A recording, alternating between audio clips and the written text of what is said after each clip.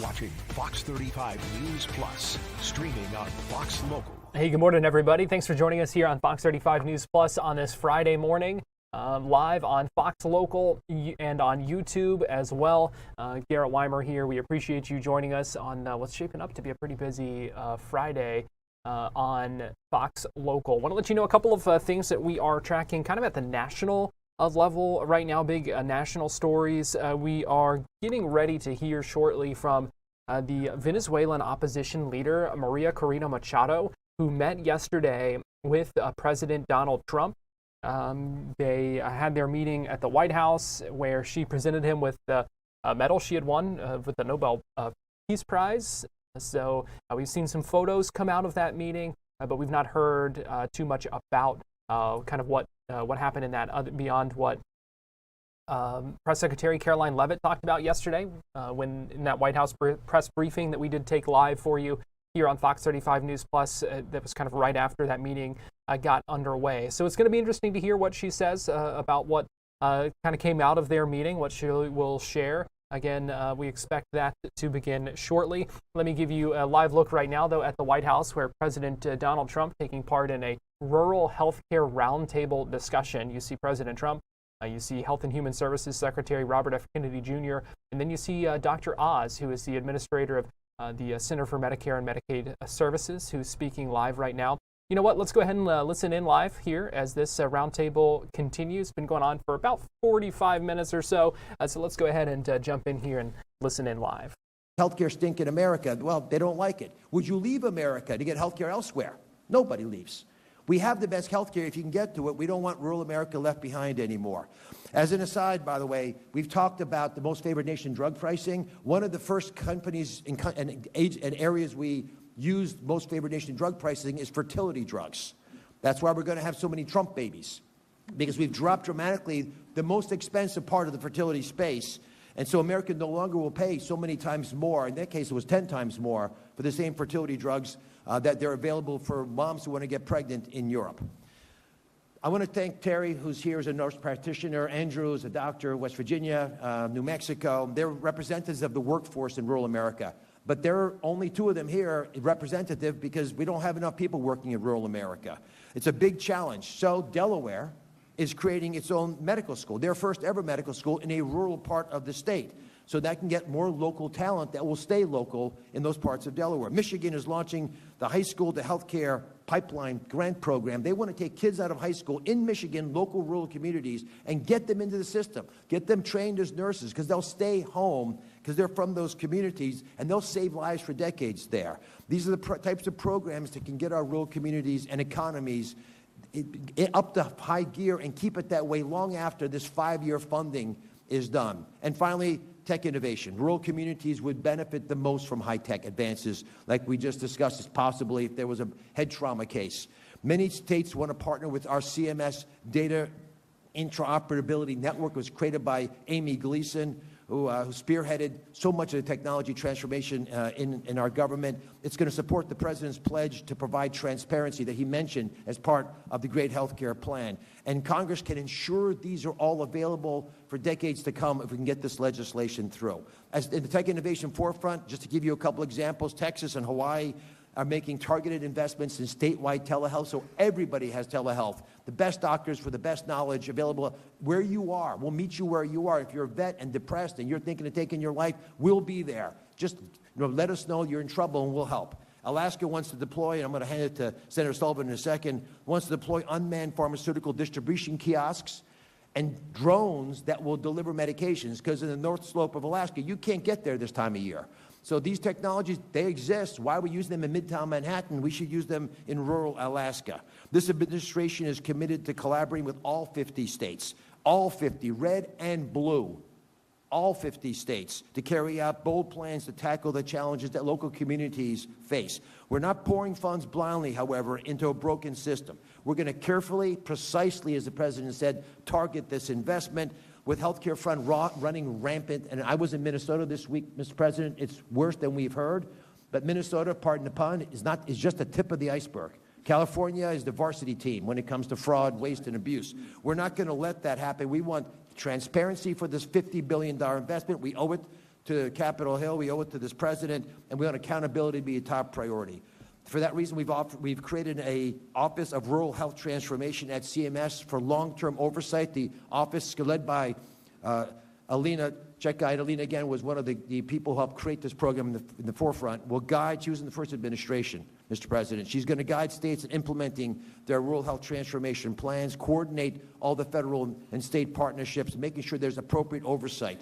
In addition, every single state is going to have a dedicated project officer. We will be there with you. We're going to help you. Please engage us. You've got lots of lives at risk. It's a true state-federal partnership, unbelievable, extraordinary milestone for health care. Your zip code will no longer dictate whether you have excellent health care. Your zip code will no longer be your destiny. It's not going to dictate your life expectancy. Mr. President, I cannot thank you enough for the leadership that it took to get this $50 billion investment in rural health care. They don't make a lot of noise. They just want to get the job done. You stood up for them in Congress. God bless you for making this possible. Please do it again. Please do it again for the great health care plan. Let me hand it to Dan Sullivan, who's a spectacular member of the Senate, and obviously Alaska, they're pretty rural. Thank you, Dr. Oz.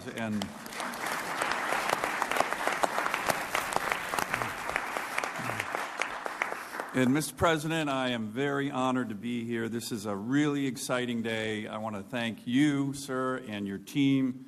Worked really closely with Dr. Oz, Secretary Kennedy, many others. You know, this is a great example of how Congress, working closely with your administration, can achieve historic things. This is historic for our rural health care, certainly, in the Working Families Tax Cuts Act. You combine it with what you were talking about, sir, in terms of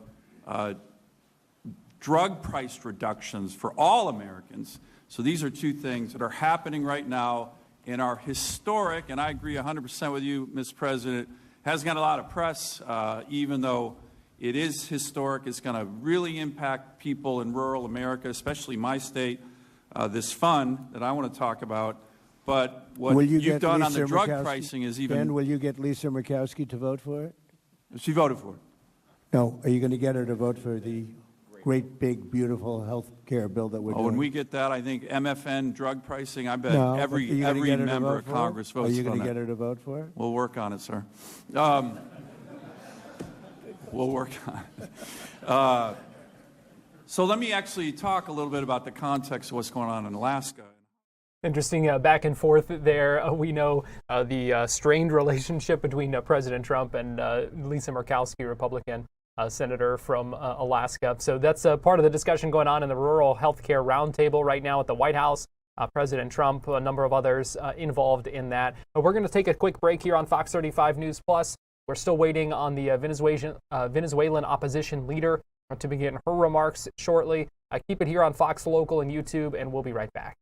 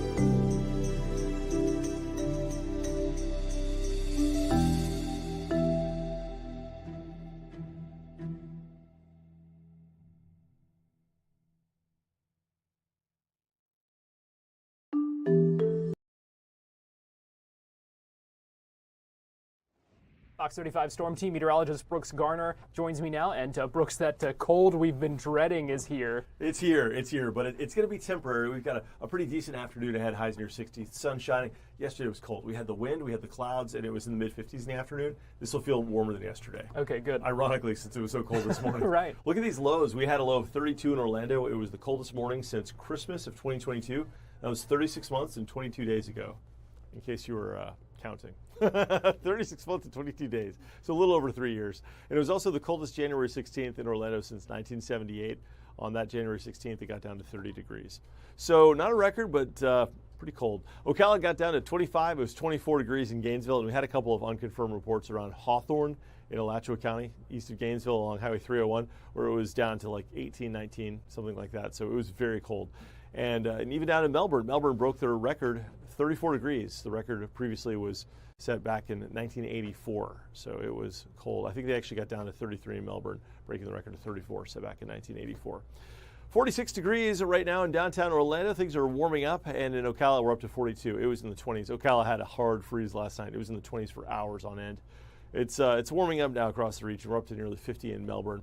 So the next 12 hours will go from where we currently stand at 11 a.m. to about 55 degrees at 1 and then 59 degrees by 4 o'clock. So it's still going to be well over 10 degrees cooler than normal. Typical high 71, but as I mentioned, it's going to feel so much better today just by virtue of having cloud-free conditions, bright sunshine, which is warm at our low latitude, as well as calm winds. So if you're standing in the sun, it's going to feel pretty nice outside, honestly. It's going to be good.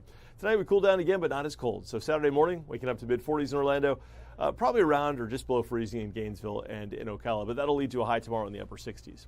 And then we've got a cold front coming in, a reinforcing shot of cold air on Sunday. And so it's going to bring some showers to the region. After a beautiful Saturday, look for kind of a dreary Sunday with showers, especially after about daybreak. It looks like from about 10 o'clock in the morning till 3 in the afternoon is our best chance for rain. Now, this system's going to bring in another cold shot of air for MLK Day on Monday. It's a federal holiday, so there's no school for the kids, which is good because it's going to be another frigid bus stop experience with temperatures near or just below freezing on Monday morning. And this is the wake-up temperatures, 29 Ocala, 29 the Villages. It's going to be cold, so it'll be good that they don't have to go to school that day just because, wow, right? It's Florida. We're going to warm up fast. We're going to be in the mid and upper 70s by the end of next week, so this is all temporary. But of interest, with this second front coming through, while we're going to have some rain showers on Sunday, low pressure is going to develop along this front, forcing Atlantic moisture into an otherwise cold air mass across Georgia and even our panhandle, leading to a pretty decent chance for some snow to fly. Notice how I said to fly, not necessarily to accumulate, in Florida. It's going to be maybe a little too warm for it to stick. Maybe it falls and it melts on contact, or maybe it accumulates on grassy surfaces. But if you want to see snow in the state of Florida, your best chance is to go west toward Defuniak Springs, about 6 hours down the road, west of Tallahassee. Tallahassee itself could see snow, but there's only about a 20 to 40% chance of any snow at all flying in Tallahassee. If you want to see snow outside of Florida, but you don't want to drive 6 hours to Defuniak Springs, you can drive north on I-75 up toward like Valdosta, and even farther north of Valdosta, about maybe a total of 4 hours from Orlando, you'd get into some snow as this comes together for Sunday. It'll be probably around 34 degrees, so like in Florida, where the snow falls in Georgia, it's likely to melt on the road, creating wet roads and maybe some minor snow accumulations on the grass. Is it worth a 4-hour drive? I don't think this is going to be like the snowstorm we had last year, that epic snowstorm with 9 inches of snow that closed down I-10, where it was a winter wonderland. That shouldn't be like that with this one. We're going to be kind of on the lower end of things, to say the least. But still, snow in the southeast is rare, whenever it happens.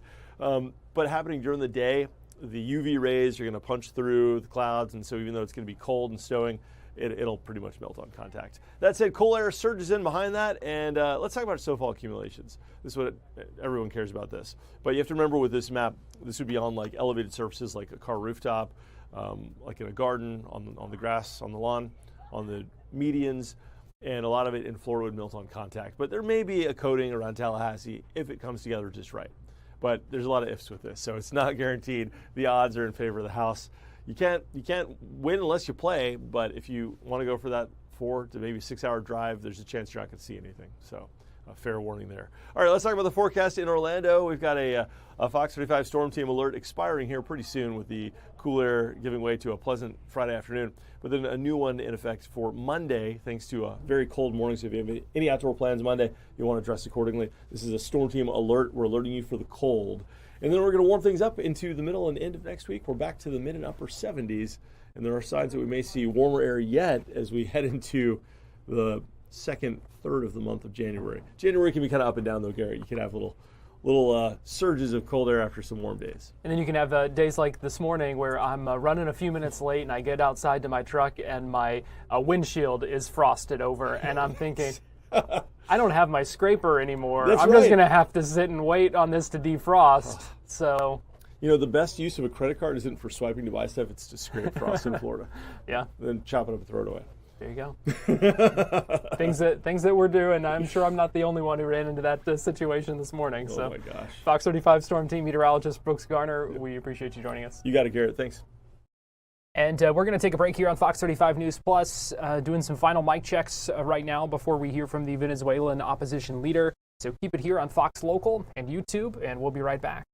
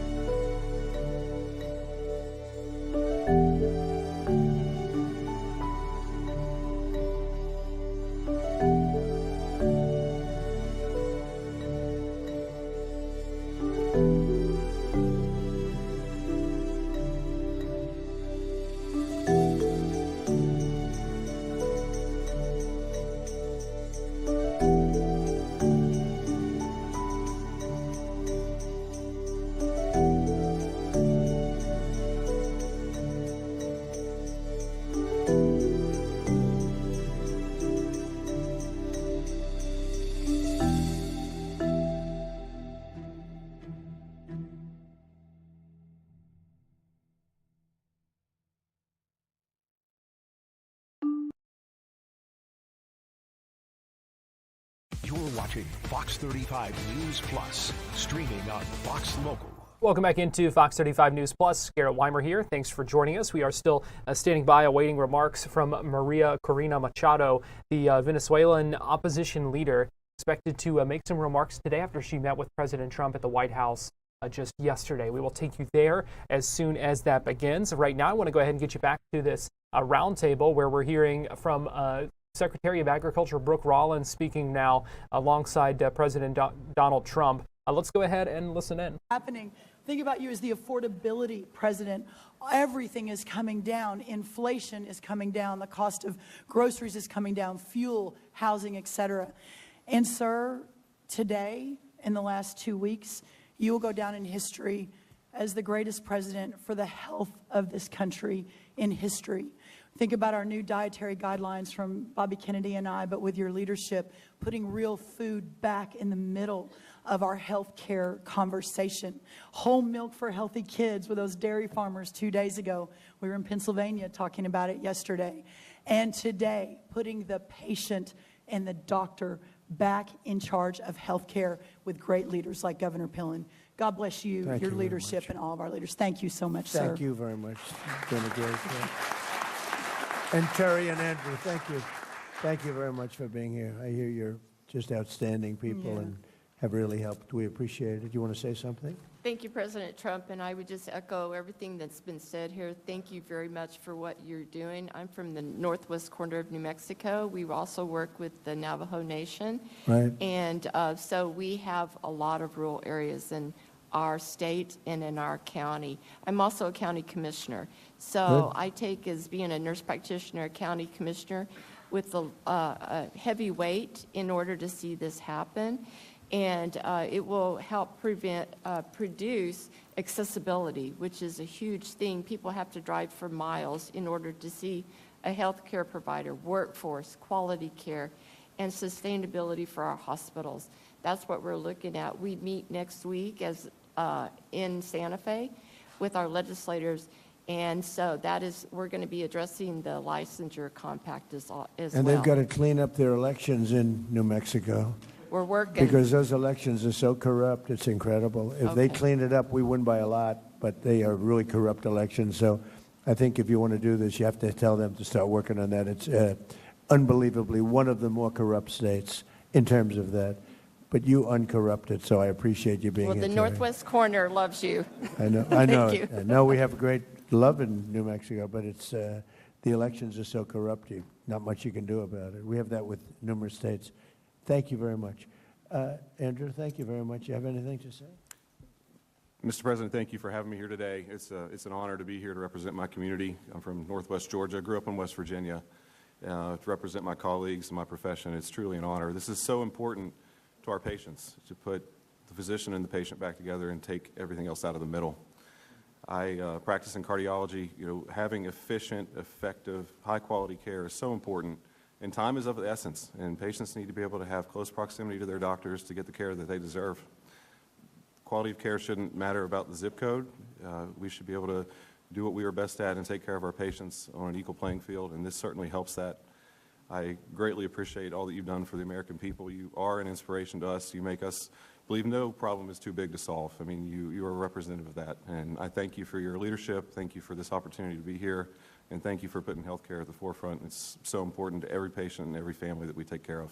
Thank you very much, Andrew. Great job. Great job you both do. Amazing. I've heard unbelievable things. And doctors in particular, thank you very much for being here. We very much appreciate it. Thank you, everybody. It's a big story. Thank you. Thank you, Bob.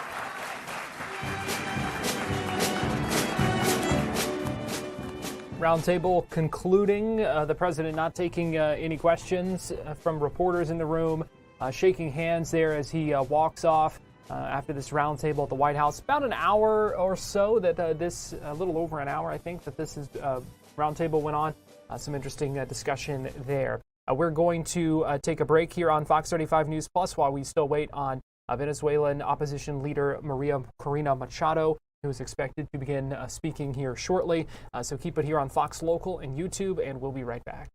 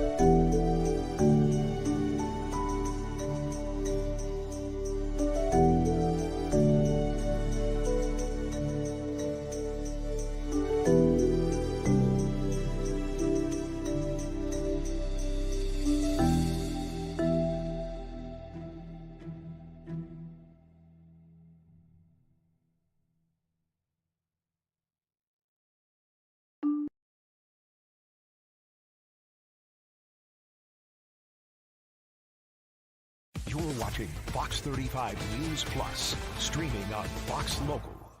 Welcome back into Fox 35 News Plus. I am Garrett Weimer, and thanks for joining us here on this Friday morning, live on Fox Local and on YouTube.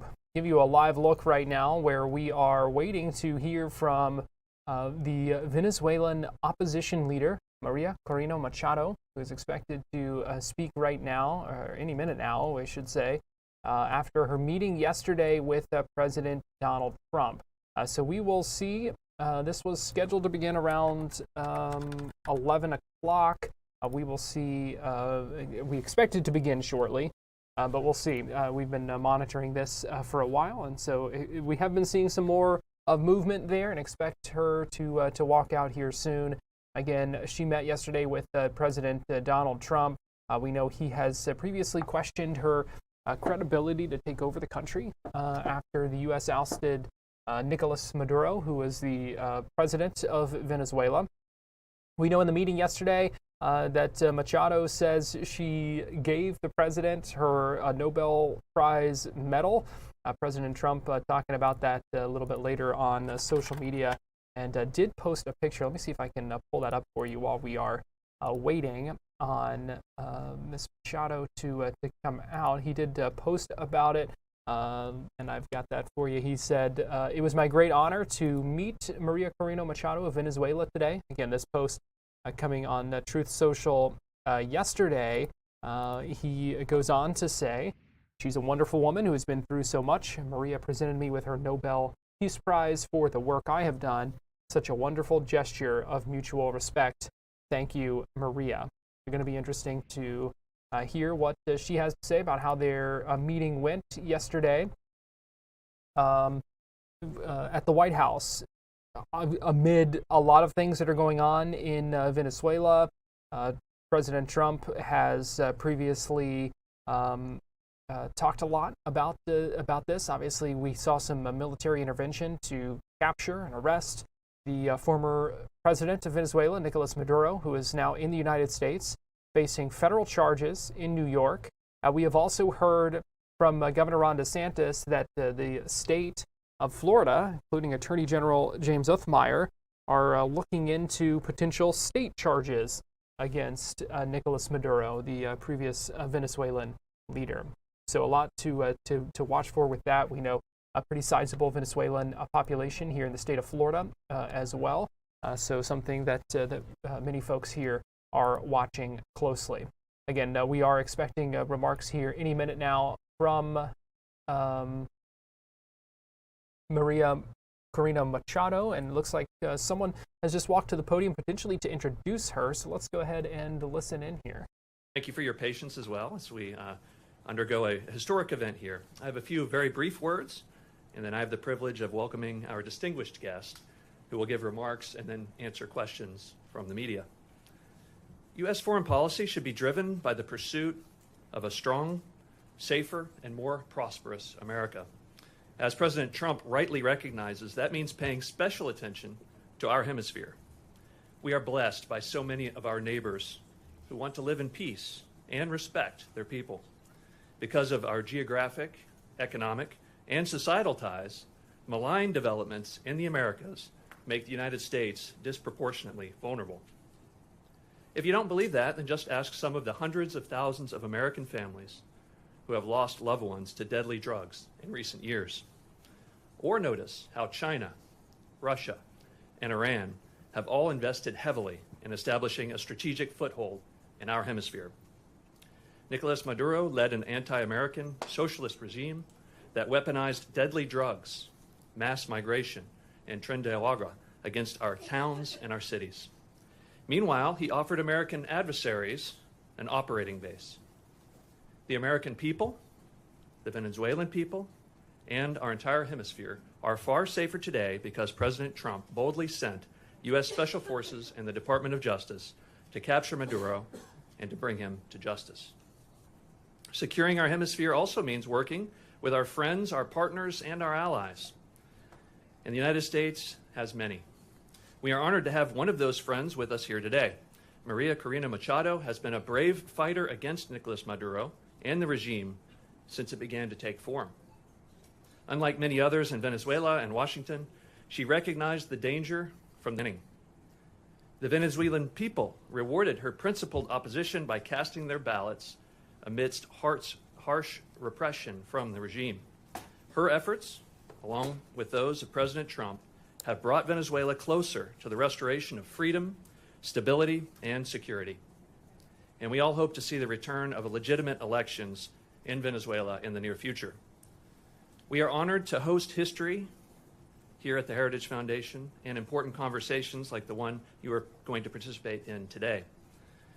Here, we work to build an America where freedom, opportunity, prosperity, and civil society flourish. I'm delighted to welcome to the stage Maria Corina Machado.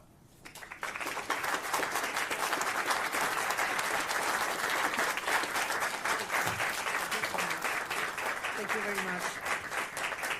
Thank you very much. So, such a pleasure to be here. Very grateful to the Heritage Foundation and every one of you to join us this morning. I have to say that looking back what has happened in the last years and especially in the last days, it seems like a miracle to be sitting here in a free country in front of people that have also given their lives to fight for freedom and justice and democracy.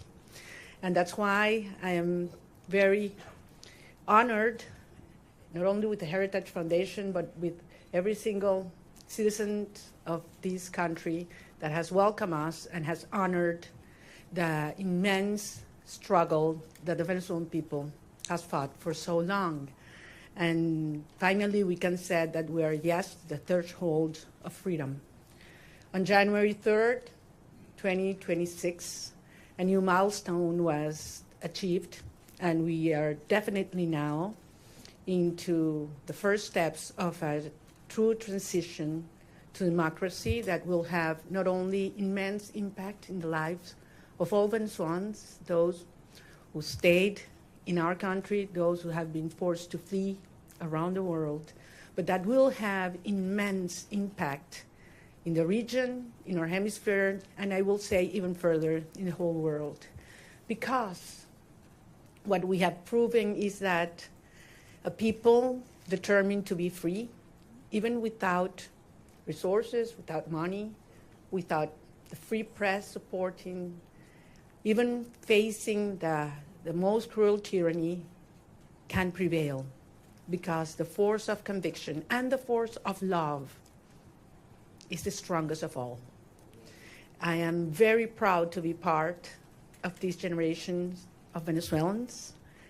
Most of them have never known what it means to live in freedom or what it means to be part of democratic society, but they have risked their lives, their loved ones, everything they have, because they share that dream to live in a free country. It's all about human dignity. It's all about justice. It's all about love. And it's love for our children, love for our country, and love for freedom that has brought us here. Now we face a very complex and delicate process. And as Venezuelans, we are absolutely grateful to President Trump, his team, his administration, and the people of the United States, because it took a lot of courage to do what he did. And he did it, yes, on behalf of the American people, but also because he cares for the people of Venezuela. And he told me that yesterday. And I think that was the most important message I can bring back to my country. Tell the Venezuelan people that the American people and the President of the United States truly cares for the life, the well-being, and the future. I'm certainly talking about our political prisoners and all those who have been persecuted, those who are all today in exile. But I'm also talking about those children that are growing without their mothers because they had to flee to send food back, that are growing without education because public schooling in Venezuela works 2 days a week, because teachers earn $1 a day, and they need to get other jobs in order to eat, that are growing without health and food. And we have the generation that is suffering the highest levels of malnutrition in a century. That's our children right now. And it is because of them. It's because of saving lives that we're doing what we're doing right now. And that's why we're going to win. And the only thing I want to assure the Venezuelan people is that Venezuela is going to be free, and that's going to be achieved with the support of the people of the United States and the President, Donald Trump of the United States. So I'm very grateful to be here. We are facing challenging times ahead. We are prepared to do what it takes as a legitimate government. Edmundo González Urrutia and I have been in communication permanently all these days, and we feel not only with a mandate from the Venezuelan people, and that's why I'm here, and that's why I convey to the President of the United States, but also a huge task in front of us to prepare with other teams around the world and in Venezuela to take over government when the right time arrives. So thank you very much, and I'm more than willing to hear your questions now. So I believe there is a procedure that has been designed, because we thought there might be some interest today. Thank you very much. It's an honor to have you, Ms. Machado. I'm going to start off with a question, and then we're going to open it up to the press. My question to you, Ms. Machado, is, you know the Venezuelan people more than anyone, and that's apparent from the very... You know the Venezuelan people more than anyone, and that's apparent from the very strong support that they've shown for you time and time again.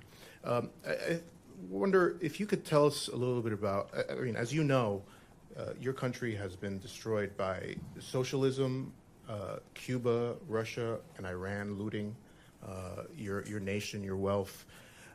Do you see, and the primary victim of this has been the Venezuelan people, do you see a future in which, that at all possible, where a free and fair election and return to democracy in Venezuela restores anything but a strong, staunched U.S. ally and a country that leaves behind the shackles of socialism? Well, thank you very much. Can you hear me? I'm hearing like an echo here. Yeah? We hear you. It's fine? Okay. Well, I'm very glad. No, there's a problem with an echo, right? Yes. Different microphone. Did you answer at the podium? Yes. No, please. So comfortable sitting down. You want me to stand up? You prefer that I stand up? No? That's better now? Okay. Look, I'm very glad we start with this issue because I understand that there are many concerns regarding the transition in Venezuela and compared to previous events in all parts of the world. And I always insist in the difference between what is Venezuela today compared to Middle East countries that went through change in governments or regimes. We're talking about a society that is perhaps the most cohesive in the region. I would dare to say even in the world. I ask you to think any other society in which 90% of the population wants the same. Not only that they reject the actual regime, but we want the same. There are not religious tensions within the Venezuelan society, or racial, or regional, or political, or social. I mean, there was one longing that brought Venezuelans together, and that was, we want our children back home. And it was that demand that I heard all around Venezuela in 2023, when we were moving forward to the primary process, that made me realize how powerful it was to unite a country, to tear down the barriers that the regime had built to divide us. between rich and poor, black and white, left and right, military and civilians. And we brought our country back together. That's why I always said, you know what, Maduro's going to go. We're going to get rid of him one day or the other. What's important is the country that's coming afterwards. And it's a country based on shared values. We want to live with dignity. We want to live with the result of our work, our effort, a society based in merit, and not if you know the Chavista who is in certain place at certain time. Women do not want handouts.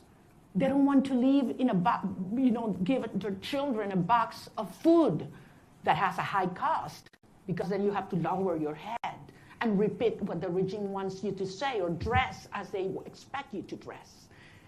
They want to live with their job well done. That's dignity. And that's what Venezuela deserves and wants today. And that's what we represent. So, of course, the result of this hard process will be a society based on these values. A society that is profoundly pro-America. And I want to insist on this. Delcy Rodriguez, yes, she's a communist. She is the main ally and representation of the Russian regime, the Chinese and the Iranians. But that's not the Venezuelan people, and that's not the armed forces as well.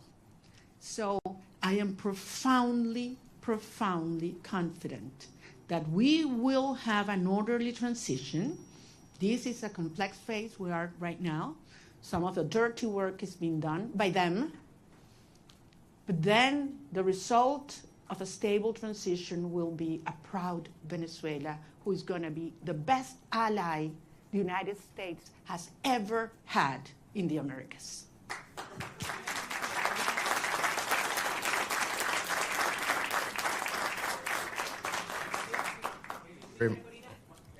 We're going to have a person come up and... Sorry for that. I'm gonna leave. Thank you very much. Hi, thank you very much for coming. I realize there's a lot of interest. We're going to try to get to every question. I'm going to go through a list. There's outlets that have more than one reporter accredited, so I would like to please ask you to raise your hand so we can get one of our kind staff to bring the microphone to you as I call you out. Julio Vaqueiro from Telemundo, please. Hola, Julio. Hola, María Corina. Qué gusto verte aquí en Washington, D.C. El presidente Donald Trump, su gobierno, está hablando y trabajando con Delcy Rodríguez, así lo han dicho ellos. Usted le dio el Premio Nobel de la Paz al presidente Trump en su encuentro ayer. ¿Qué le dio el presidente a usted? ¿Un reconocimiento de su legitimidad como opositora con el mandato de encabezar esta transición en Venezuela? Gracias, Julio. Yo no vine a buscar nada para mí. Vengo aquí en representación del pueblo de Venezuela, que eligió a Edmundo González Urrutia como presidente electo. ¿A que lo baje? Oh, los teléfonos, ok. Entonces, repito. So this event continuing as we're hearing from the Venezuelan opposition leader right now speaking, taking some questions as well. We're going to take a break here on Fox 35 News Plus, but we'll be right back.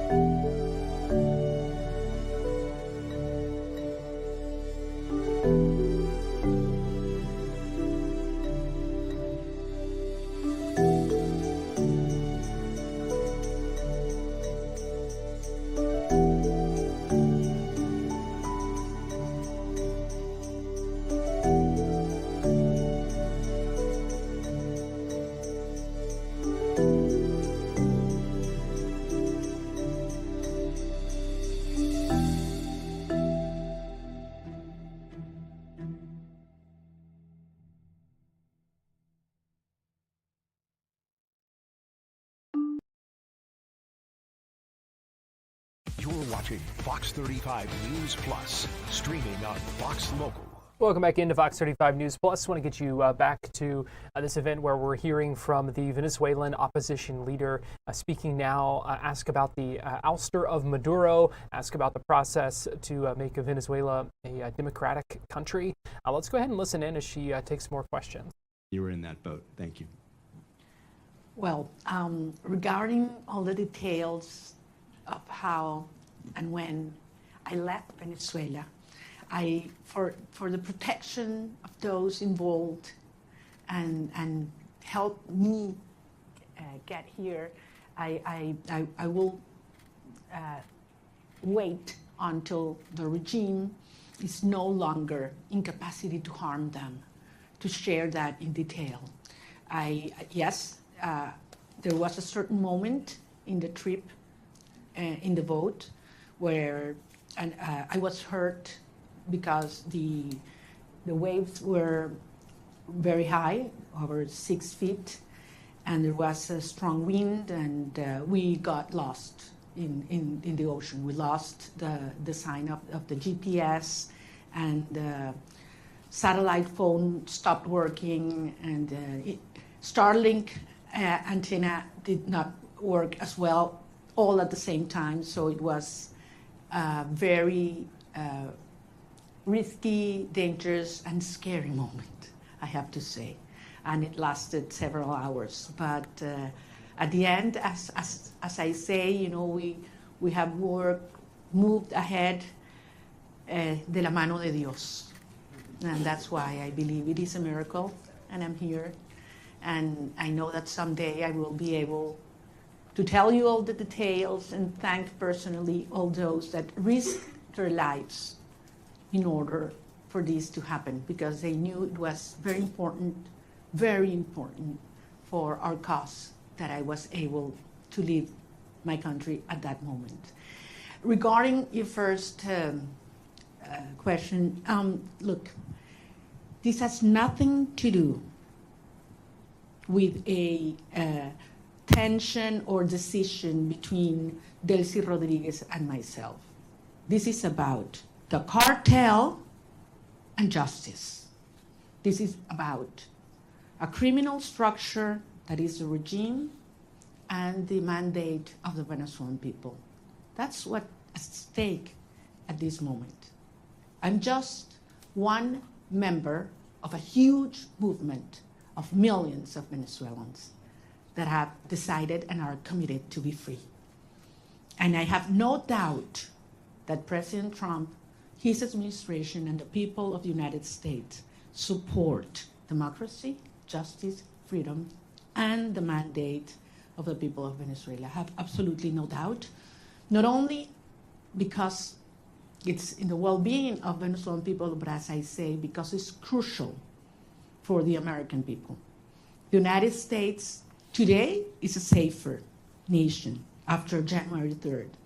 And once the regime is out and the transition is accomplished, the United States will not only be a safer nation, but one that will have more prosperity and strength in our hemisphere. Can we get Eric Martin from Bloomberg, please?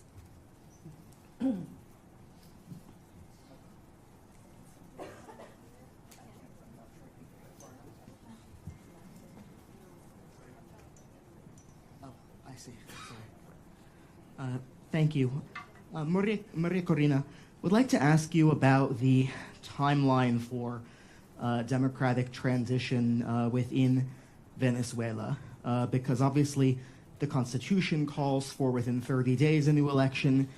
You've already been recognized by a number of countries, including the U.S. in 2024, Edmundo Gonzalez as having won that election, and accusations that the election was stolen by the Maduro regime.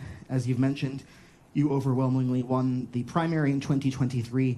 Do you have an expectation, is your expectation that the next step in this process would be a new election in Venezuela? Do you expect that to happen in 2026? Or what does the roadmap look like from getting from today's government by Delcy Rodriguez the government de facto that is in control to a democratically elected government? Thank you. Thank you.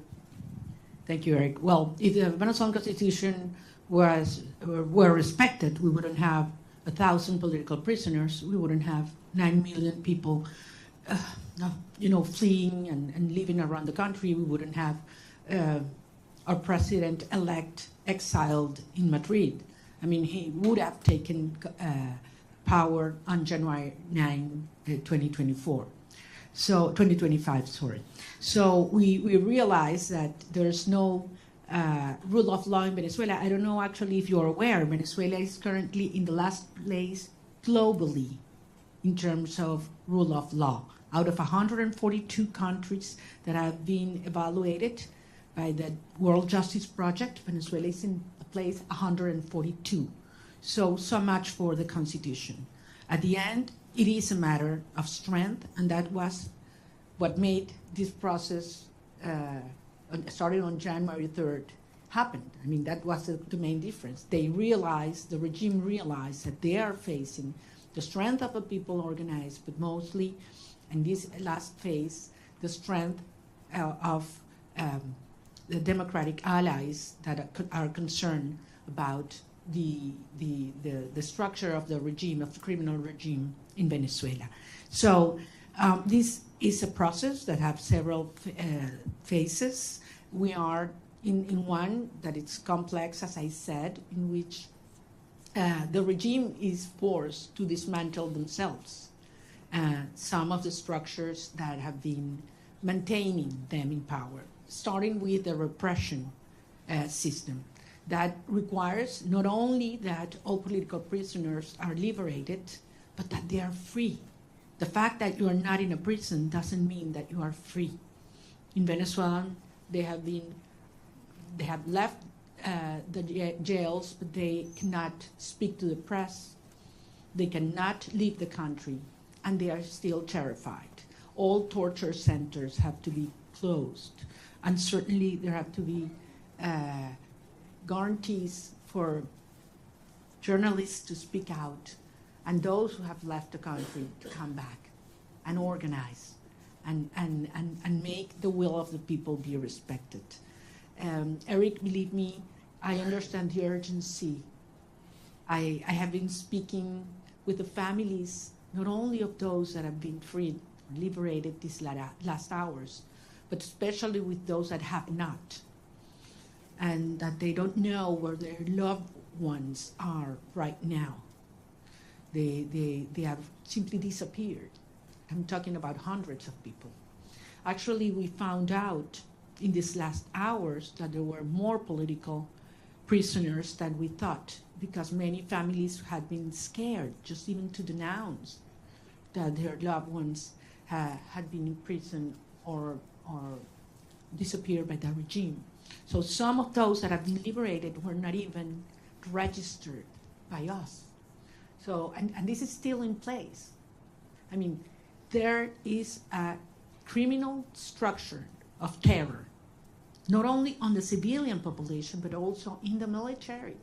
So that one of the main urgencies and priorities that have to take place in the days to come is we need to dismantle that terror structure by the DGCIM or La Casa Militar, which are those that have committed crimes against humanity, and that are those that have not only the civilian but the military under terror and neutralized. Once these steps are taken, then we can move forward in the reinstitutionalization of our government, and eventually we will have free and fair elections. And I'm talking about governors, mayors, National Assembly. We need to have, the will of the people be expressed freely. I have to remember that in the last election, presidential election, where our president-elect Edmundo González won, nearly 40% of Venezuelans that have a right to vote couldn't do it because the regime wouldn't allow them. That's one of the main things we need to correct. Every single Venezuelan living in Venezuela or abroad should have the right to vote as soon as possible. Thank you. Gaby Peroso from BPI, please.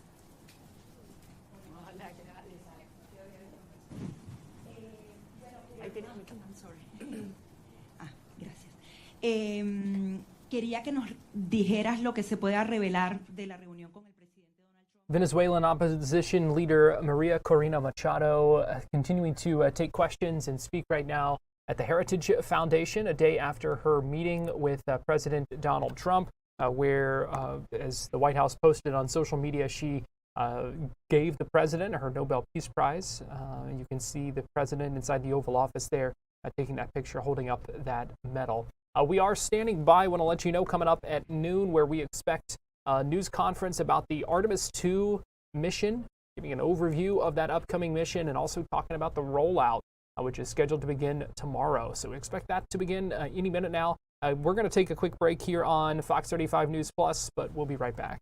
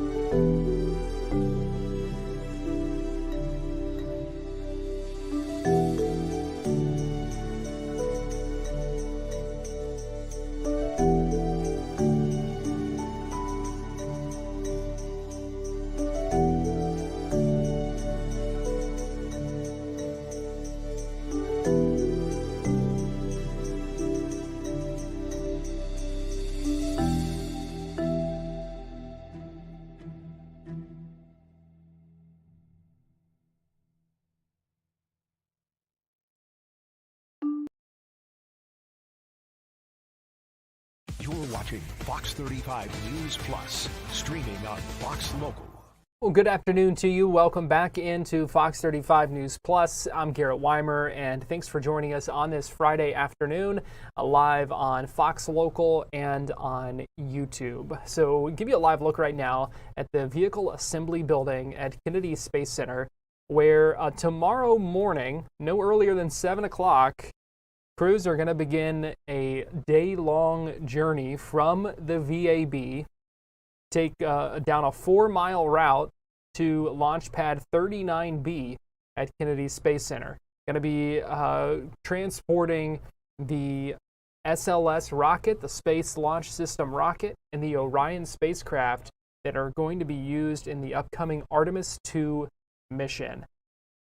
Artemis II is, of course, a mission that's going to take 4 astronauts around the moon. It's a lunar flyby mission, going to be a 10-day flight, and it's also the first crewed mission for the SLS rocket and Orion spacecraft. But to do that, the launch window for that opens up on Friday, February 6th, so still a few weeks away.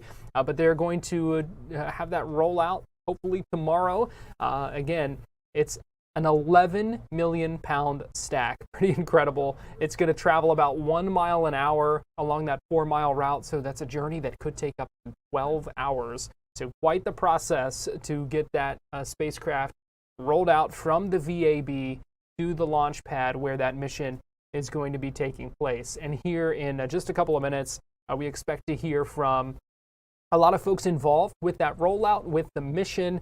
Going to be speaking live at the Kennedy Space Center and giving an update on Artemis II, which is part of the NASA and United States plan to return to the moon. Artemis III, which is scheduled for sometime next year, planned to be the first crewed moon landing since Apollo 17 back in the 70s. So this is a part of building the foundation, NASA says, for future missions that go beyond the moon, including all the way to Mars. So we are expecting that news conference to begin any minute now. In fact, it looks like NASA's coverage of this news conference has begun. You can see some of the images they are showing of the rocket inside the vehicle assembly building. And just before we jump in and listen in, I do want to let you know that Fox 35's Esther Bauer are going to be out at Kennedy Space Center tomorrow for that rollout. So you can see here, we've got a number of officials we're getting ready to hear from ahead of this Artemis II rollout. So let's go ahead and listen in as the speakers are introduced and this news conference gets underway. Charlie Blackwell Thompson, Artemis Launch Director. Jeff Radigan, Lead Flight Director for Artemis II. Lily Villarreal, Landing and Recovery Director for the mission. And Jacob Bleacher, Chief Exploration Scientist for NASA's Exploration Systems Development Mission Directorate. We'll have some opening remarks from each of our participants, and then we'll get into questions and answers. And we'll take those questions from those here in the room and those joining us by phone. And with that, we'll start with you, John. Okay. Thank you, Rachel. Hey, happy to be here today. You know, these are the kind of days that we live for, and when you do the kind of work that we do, the rocket and the spacecraft, Orion, Integrity, getting ready to go to the pad and rolling to the pad. You know, this group of folks to my left, as well as many others across the agency, are here. We're here representing a lot of folks that have done a lot of work to get us to where we are today. I'll just say it really doesn't get much better than this, and we're making history. You know, I was around for Artemis I, and this one, I think for us, and I know probably for you too, this one feels a lot different. Putting crew on the rocket and taking the crew around the moon. This is going to be our first step toward a sustained lunar presence on the moon. So it's 10 days, 4 astronauts going further from Earth than any other humans ever traveled. We'll be validating Orion spacecraft's life support, navigation, crew systems in the really harsh environments of deep space, and that's going to pave the way for future landings. Talk a little bit about the mission management team. That's a group of 15 core members from across the enterprise that are responsible for the overall risk management associated with the mission. Myself, as well as the members of the mission management team, have taken part in every one of the mission reviews and all the risk assessments that we've done to date so far. Right now, the mission manager, who is different from me, he's running the show relative to the overall Moon to Mars mission management for Artemis II, and he's the deputy for me as the mission management chair. And then when we get to the L-2 day mark, all of his responsibility relative to managing the mission will get turned over to me and the mission management team. Once we're flying, the MMT is going to be providing strategic direction for the operation teams, whether it be Charlie and her team leading up to launch, or Jeff and his team for the in-space operations. Shortly after we launch and get into proximity operations demonstration on launch day, we'll begin to meet daily at JSC throughout the mission. Now, as chair of the MMT, I got one job, and it's a safe return of Reed and Victor and Christina and Jeremy. I consider that a duty and a trust. And it's one I intend to see through. Alongside the MMT Deputy Chair, who I mentioned earlier, and the entire MMT. So to that end, I will tell you, we're going to fly when we're ready. From launch through the mission days to follow, the crew safety is going to be our #1 priority. Thank you. Rachel. Charlie. Hi, well, good morning, everybody. I'm Charlie Blackwell Thompson. I'm the Artemis Launch Director. It is wonderful to be in this room because when I'm here with all of you, it means that there's a milestone upon us, and we are approaching a big one for us as it relates to Artemis II tomorrow. You can see from the picture that was put up earlier, and I think we have another graphic, all of the platforms in the vehicle assembly building are retracted. We are on track for our rollout tomorrow morning. First motion is planned for 7 a.m., and many of our teams will be coming back in on third shift to make those final preparations and get ready to roll, like I said, at first motion. 7 a.m. Takes us a little while to get out of the building, but about an hour after we get that first motion, you'll begin to see this beautiful vehicle cross over the threshold of the VAB and come outside for the world to have a look. We'll retract the crew access arm. That'll take a little bit of time, about 45 minutes or so, and then we'll pick up and we'll head out on our 4-mile journey to Launch Complex 39B. We'll be at a cruising speed of just under 1 mile per hour. It'll be a little slower around the turns and up the hill, and that journey will take us about 8 to 10 hours to get there. Once we get out to the pad, we'll begin and get hard down. We'll begin our connects to the facility, connecting our commodities, getting through our validations, getting connected back up to the firing room. We'll get prepared to power up the elements. We have some crew access arm swings that are going to happen out at the pad.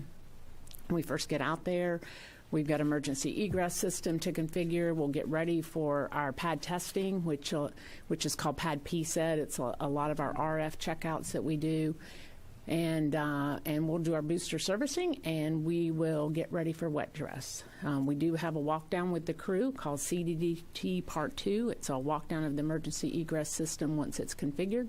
We'll take care of that somewhere in and around our preps for wet dress is the plan right now based on the crew schedule. In wet dress, we'll fully tank that vehicle. We'll go through all of our tanking ops. Will go through our day of launch configuration, and provided everything's nominal, the launch director, myself, I'll make the decision to send the closeout crew out to the pad, and we will do the final closeouts for launch. We'll go through our terminal count, and we have a planned cutoff at T-minus 29 seconds. We'll take some time after wet dress. We'll review the data, and then we'll set up for our launch attempt. Launch day will be pretty similar to wet dress. There'll be 2 big differences. One is that we're going to send the crew to the pad, and the other one is we're not going to stop at 29 seconds for a planned stop. So that's a little bit about our road to wet dress, what's entailed in wet dress. Again, launch will come along after that. We talked about, I think at our prior briefing, a little bit about our countdown, leveraged off the Artemis I countdown. I do have a couple of changes in our holds in the countdown. We have 3 planned for Artemis II. Just like we do on launch day, right? Part of launch, we'll get into our terminal count.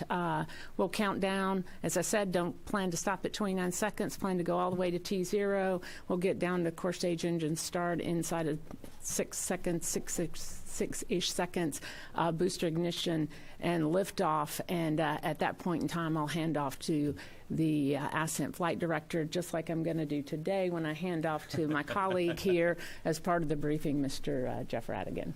Thanks, Charlie. It's a great day to be here talking to you all. Over Mission Control, of course, we're doing our final simulations, getting ready The crew has undergone all of their final training and is wrapping things up. You can see in the video here that, as Charlie mentioned, we get liftoff, and then the core stage and boosters are going to take us to orbit. And it's going to be a monumental day. We're really looking forward to it. Let's see. So I will talk through a little bit of just an overview of the mission. Of course, we'll get the boosters jettisoning there a couple minutes into launch, and then the core stage will boost the upper stage, ICPS, and the Orion spacecraft into orbit. At that point, we'll actually separate from the core stage and then go ahead and deploy the Orion solar arrays, setting ourselves up into a low Earth orbit to start. We'll spend a couple hours in low Earth orbit. And then the upper stage will do the apogee rays burn that will take us into a high Earth orbit, where we'll spend about 24 hours checking out the Orion systems, life support systems, crew systems, ensuring everything's ready. Along the way, we're going to do a ProxOps demo. And see, once this video completes, we'll cue the ProxOps demo video. And the crew's going to get a chance to fly the Orion spacecraft for the first time around the upper stage, and that's going to be great for us. I mentioned the crew readiness. They're undergone all of their training, and I Reed, Victor, Jeremy, and Christina, they're all ready to get on the rocket and get on with the mission. It's one of the interesting things. I don't think they can get enough training. You always want more, to the point where we're actually installing, I think, their cockpit in quarantine, so they'll be able to do some last-minute training. But from my perspective, they're ready to go. Here you can see a video of the ProxOps demo of what we're going to do. We're actually going to separate. We're going to turn Orion around, and then the crew's going to pilot the spacecraft around the upper stage, the ICPS. This is what is going to give us data to ensure that we can dock on future flights. We're all looking forward to being able to dock with a Starship in the future, or a Blue lander. And on Artemis II, we're going to ensure that all of our models, all of our systems work successfully to be able to do those future dockings as we're in that high Earth orbit and doing a checkout. Let's see, after we get into that high Earth orbit and we do the checkout, of course, we'll consult with Mr. Honeycutt and the mission management team, make sure all systems are go for the translunar injection burn, and we'll take the crew to the moon. So let's see if we can cue the next video, please. It takes 3 days to get to the moon, and the crew along the way is going to be doing some additional, more detailed checkouts of the spacecraft. We'll ensure that we've got a good, healthy spacecraft before we leave Earth. But then, of course, this is a test flight. We want to put Orion through its paces.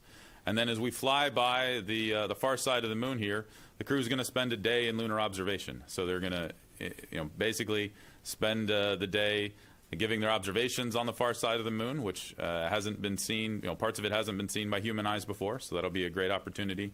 And of course, they're going to take a fair amount of video and just have those observations. I will caution you that they're a long way from Earth, and signals are a little weak at that point. So we will get some video down, but the real high definition video will be post-flight when they come back. Finally, they're going to head on back home here and get ready for entry. It's a long mission. 3 days there, a day around the moon, and 3 days back.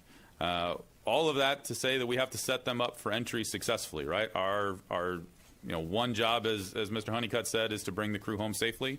We need to hit the right entry interface corridor and bring them home. And once we do that, then the Orion will split into two. We'll have the CMA and the service module come off the crew module, which will then come through re-entry.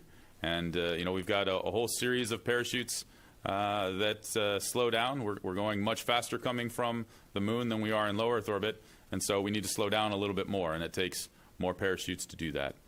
And so here we've got a video of what the re-entry sequence looks like. Of course, the crew is protected by the heat shield, and we'll go through a blackout period where we can't talk to them, and then come out the other side underneath the parachutes.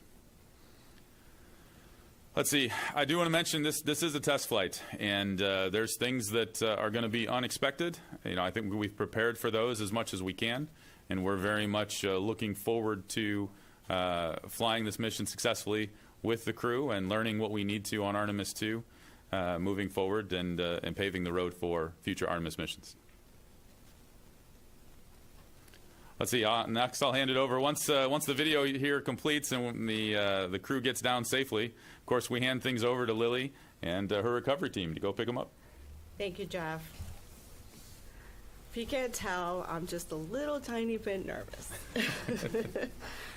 So I want to really talk to you about recovery, and I represent such a wonderful team, so bear with me. My name is Lily, and I'm the NASA Artemis Landing and Recovery Director. I'm going to walk you through the process of how we will safely recover the Artemis II crew and the Orion spacecraft once they return from their trip around the moon. Within 24 hours of splashdown, we will be positioned in the Pacific Ocean within miles of the targeted recovery site, which is normally off the coast of San Diego. The recovery ship will approach the landing zone, and a team of Navy divers and in small boats will deploy from the ship into the open water. Prior to splashdown, a team from Johnson Space Center will map where the elements are jettisoned from Orion, such as the forward bay cover, the drogue parachutes, and the mortars. And this is to make sure that our boats and helicopters supporting recovery stay clear of all this debris. The divers will be the first to approach Orion, and they will conduct assessments of the air and water surrounding the capsule to make sure that it's safe to approach and help the crew exit Orion. After ensuring the area is safe, they'll open the Orion hatch and help the astronauts from their seats to a large inflatable raft called the front porch.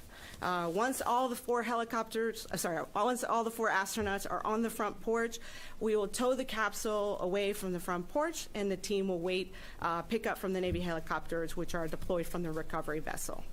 2 helicopters are going to rotate, picking up all the 4 crew members before they return to the recovery ship within a few minutes of each other. Once the crew has exited the helicopters, they're going to proceed straight to the ship's medical bay to undergo routine post-medical checkups.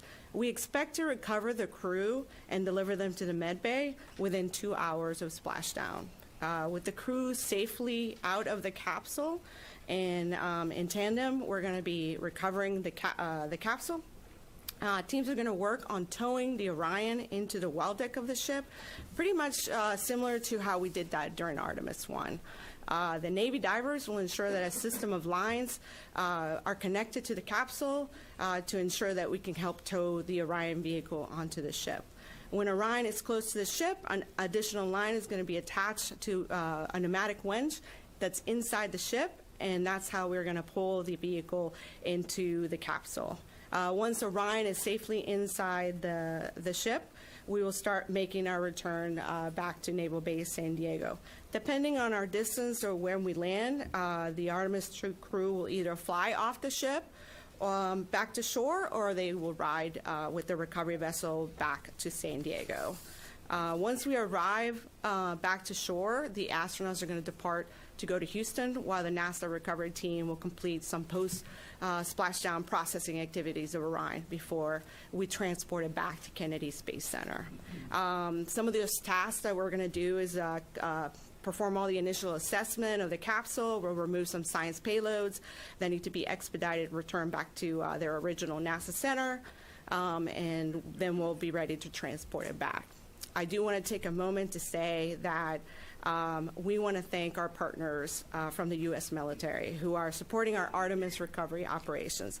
Without them, we really could not have done that, and they have been there with us since the early days of human spaceflight.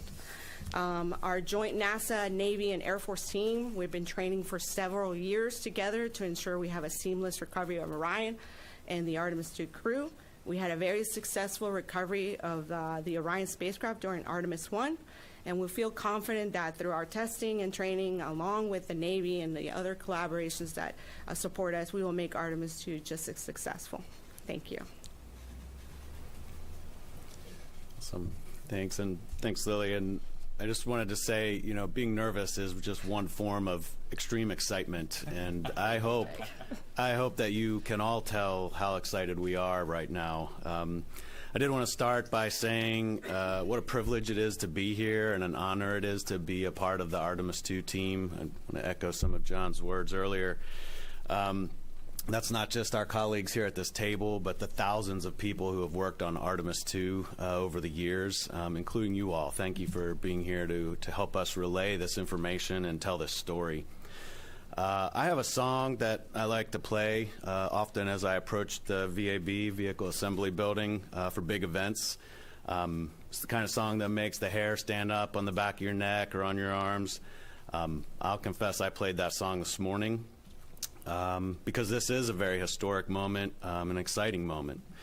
We're rolling out the integrated SLS in Orion for a flight that will carry 4 of our friends, our NASA family members, around the moon and bring them safely back to Earth.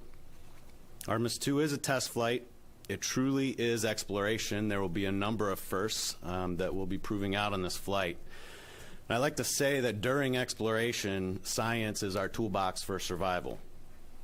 With that in mind, I'm excited to present to you our Artemis II integrated research campaign, which involves activities across biology, human research, space weather research, and also some planetary geology. Our integrated campaign is designed to help unlock more time for science on future missions by minimizing crew time spent on other activities and increasing crew and support team efficiency on the science tasks themselves, all while learning how to best thrive in the deep space environment. During this flight, we will learn how the spacecraft behaves. Through our research campaign, we will also learn how we, human beings, behave in that same environment. The combination of these two things will help us optimize our time in future missions. We'll be flying a payload called Avatar, which stands for a Virtual Astronaut Tissue Analog Response. Basically, Avatar enables us to mimic individual astronaut organs, and Artemis II will mark the first time that these types of devices have been tested outside the Van Allen belts or away from the ISS. We will test if we can use these astronaut avatars as tools for measuring and predicting our human response to the deep space stressors.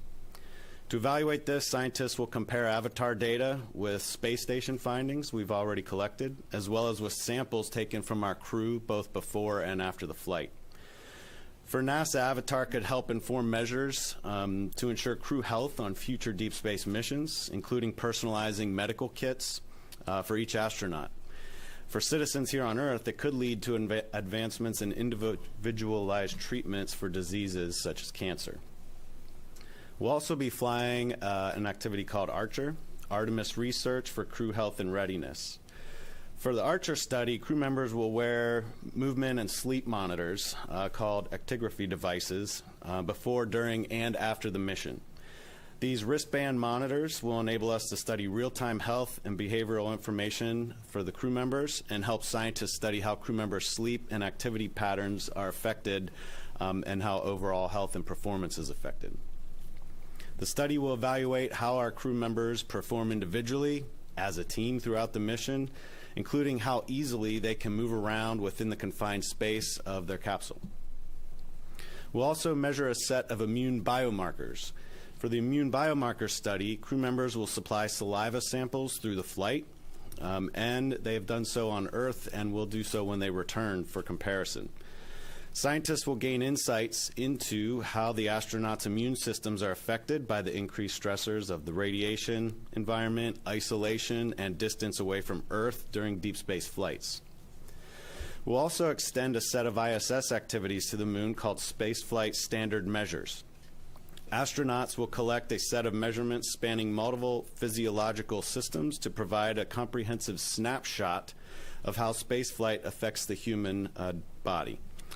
We will conduct also physiological assessments, including testing their head, eye, and body movements before, during, and after the spaceflight, and that will be compared with blood samples that are taken before and after the flight as well. As soon as possible after landing, the crew members participate in basically an obstacle course to see how quickly they can function soon after going through a gravity transition. A few days later, they'll conduct a simulated spacewalk, and we'll do various tasks in a pressurized spacesuit again to investigate how quickly, again, they can adapt to that change in gravity.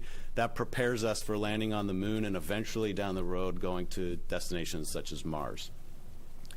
During the flight, we will make measurements with a suite of radiation sensors. You may remember that we've did something similar during Artemis I. Crew members will keep detectors in their pockets of their suits so that we can measure their individual exposure in real time during the flight. 2 other sets of sensors will also be placed in Orion. One will monitor radiation at different shielding locations in the spacecraft so that we can gain a better understanding of what the radiation protection does for our crew members on board. We will also be partnering with the Germany Aerospace Agency, or DLR, to provide sensors similar to what they provided during Artemis I. And the crew will deploy these around the Orion, again, to give us a comprehensive view of that radiation environment. Last but not least, a very exciting aspect to it is the ability to observe the moon. So you've heard a little bit about that already, and if we could cue up our first image here. Our crew will take time to observe the moon as they pass around the far side of the moon. Far side is the side of the moon that we never see from here on Earth. The moon will look about like holding a basketball at arm's length to them from the Orion. And if we could cue up the second image as well now, just to give another look here. Depending on when the mission launches and the final flight path, it's possible they'll see parts of the moon that have never been viewed by human eyes. All of the Apollo missions launched for the landing to occur in the early lunar morning. A lunar day includes 14 days of sunlight, 14 days of darkness. So basically, the crew that were flying around the moon all saw the same lighting conditions. So this could be a very unique opportunity to see the moon. We'll be asking them to look for things like albedo differences, variations in the grayscale that human eyes really can detect. In addition to their observations, which they'll be communicating back to the Earth, our science support teams will conduct their own test flight of a sort here on the ground, testing out how our support teams work to make sure that we can best support them when they actually go land on the moon during Artemis III and beyond. One last piece to our Artemis II science activities includes the deployment of 4 international CubeSats. Could we go ahead and cue up that image? Artemis II mission has provided us with the opportunity to deploy 4 CubeSats. Those are basically shoebox-sized payloads that essentially act as their own spacecraft once we deploy them. Our partners in Argentina, Germany, Korea, and Saudi Arabia are all partnering with NASA to take advantage of the opportunity that we have with Artemis to fly their own CubeSats. Each has its own objectives, but in general, all of the CubeSats are conducting complementary space weather measurements to the types of research that NASA's doing. So we're excited to provide this opportunity to our partners as we lead the way in space exploration and exploration of the moon. So real quick to conclude here, our integrated research campaign for Artemis II builds upon what we learned in Artemis I, and it sets the stage for successful exploration of the moon and ultimately onto Mars. Our campaign will help us understand the space weather that we'll face during future lunar missions, how to observe the moon and communicate with the support teams here on Earth, and in general, how we will react to, survive, and thrive in that deep space environment. Therefore, I like to say that Artemis II science is the science of us. Artemis II science is the science of humankind and how we'll act as we continue to press the boundaries and explore in deep space. Thank you very much. Back to you, Rachel. All right, we'll go ahead and take questions. For those on the phone, you can get into the question queue by pressing *1. We will go around here into the room first. Please wait for the mic. And let's start here with Marcia Dunn. Oh, hello, Marcia Dunn, Associated Press for Charlie. Given a fueling test on or around February 2nd, that is really tight by NASA standards to have a fueling tank test and then go right into a launch. Is the beginning of the February window even feasible given a February 2 launch, tanking test? And how perfectly does that test have to go for you to make any days in the February window? We need to get through wet dress. We need to see what lessons that we learn as a result of that, and that will ultimately lay out our path toward launch. With a wet dress that is without significant issues, if everything goes plan, then certainly there are opportunities within February that could be achievable. Yeah. Just quickly, I mean, are you already just hoping to get to the end of the window at this point, or are the first few days of the window even possible at this point? I think wet dress is really the driver to that, and how it goes. It would be hard to say that you could not. I mean, we do the wet dress early in February. You're going to need a little bit of time to go look at the data, but certainly it will be the driver toward LP17 opportunities. Okay, we'll go behind to Bill Harwood. Bill Harwood with CBS News.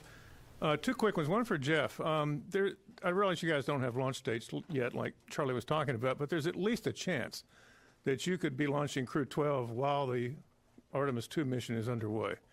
Is there a minimum separation you would like to see between one launch and the other? What are some of the issues you have to deal with as you've got simultaneous missions? And maybe for John, you know, on the outside, we don't have the insights you guys have, but this whole point about counting down to this huge launch with Artemis II and then Crew 12, I mean, it almost seems like there's a rush. You know, people that aren't involved in what you guys do might think, well, why is there such a big rush when you've got this other mission you got to get to the space station? And doesn't that kind of reflect some of the lessons from the Challenger Commission and CABE about being in a hurry to get flights off? And why is this case different from that, if that makes any sense? Thanks. So I'll take a start. I will say this is not a rush, and I actually take quite an issue with you using that word. That's not where we're at right now, right? We are preparing to launch Artemis II. You know, as Charlie mentioned, we're working towards wet dress. I know the agency's preparing to launch Crew 12. There's a lot of preparation going on, but there absolutely are constraints, right? We have the TDRS network to work through. We have the various launch pads. The missions, right, it's not prudent for us to put both of those up at the same time, but we also have to ensure that both of them are ready to go. Because you guys have been in the space business long enough to know that we may run into an issue, and the last thing we want to do is make a decision too early and then lose an opportunity, right? That would not be responsible of us. So we need to keep pressing with both missions. We need to ensure we're doing that at the right speed and we're looking at the right technical constraints. And then, you know, as we get closer, either the decision will come about because the hardware's talking to us and we have something that we need to go deal with, you know, or we'll have to pick one. But that doesn't mean we should stop preparing for either mission right now, but we need to do that at the right pace. Let me address the second part to Bill's question. You know, Bill, part of my job as the MMT chair is to just watch out for what you just said. We go through numerous training simulations with Charlie and her team, with Jeff and his team, and I think I've got a good eye for launch fever, and I think I've used that probably more than I would like to during some of these simulations, because I sense that some of the team needs to take it as a learning opportunity. So with that said, you know, the agency's looking at when to launch the next crew to station, and we're going to do our job to be ready to go fly. And I'll reiterate what I said in my opening remarks. I'm not going to tell the agency that I'm ready to go fly until I think we're ready to go fly. Now, it's not totally my decision, but I'll have an input up through my boss. Okay, we'll go here in the front. For John and Charlie, I'm James from... This is a news conference continuing right now. You heard the answer to questions about the concerns over potential launch fever. They say they're certainly not rushing anything. Obviously, a lot of precautions being taken with this being an upcoming crewed mission. 4 astronauts going to be on board. We're going to take a break here on Fox 35 News Plus. We will be right back after this and get you back to this news conference on the other side of this break. So keep it here on Fox Local and YouTube, and we'll be right back.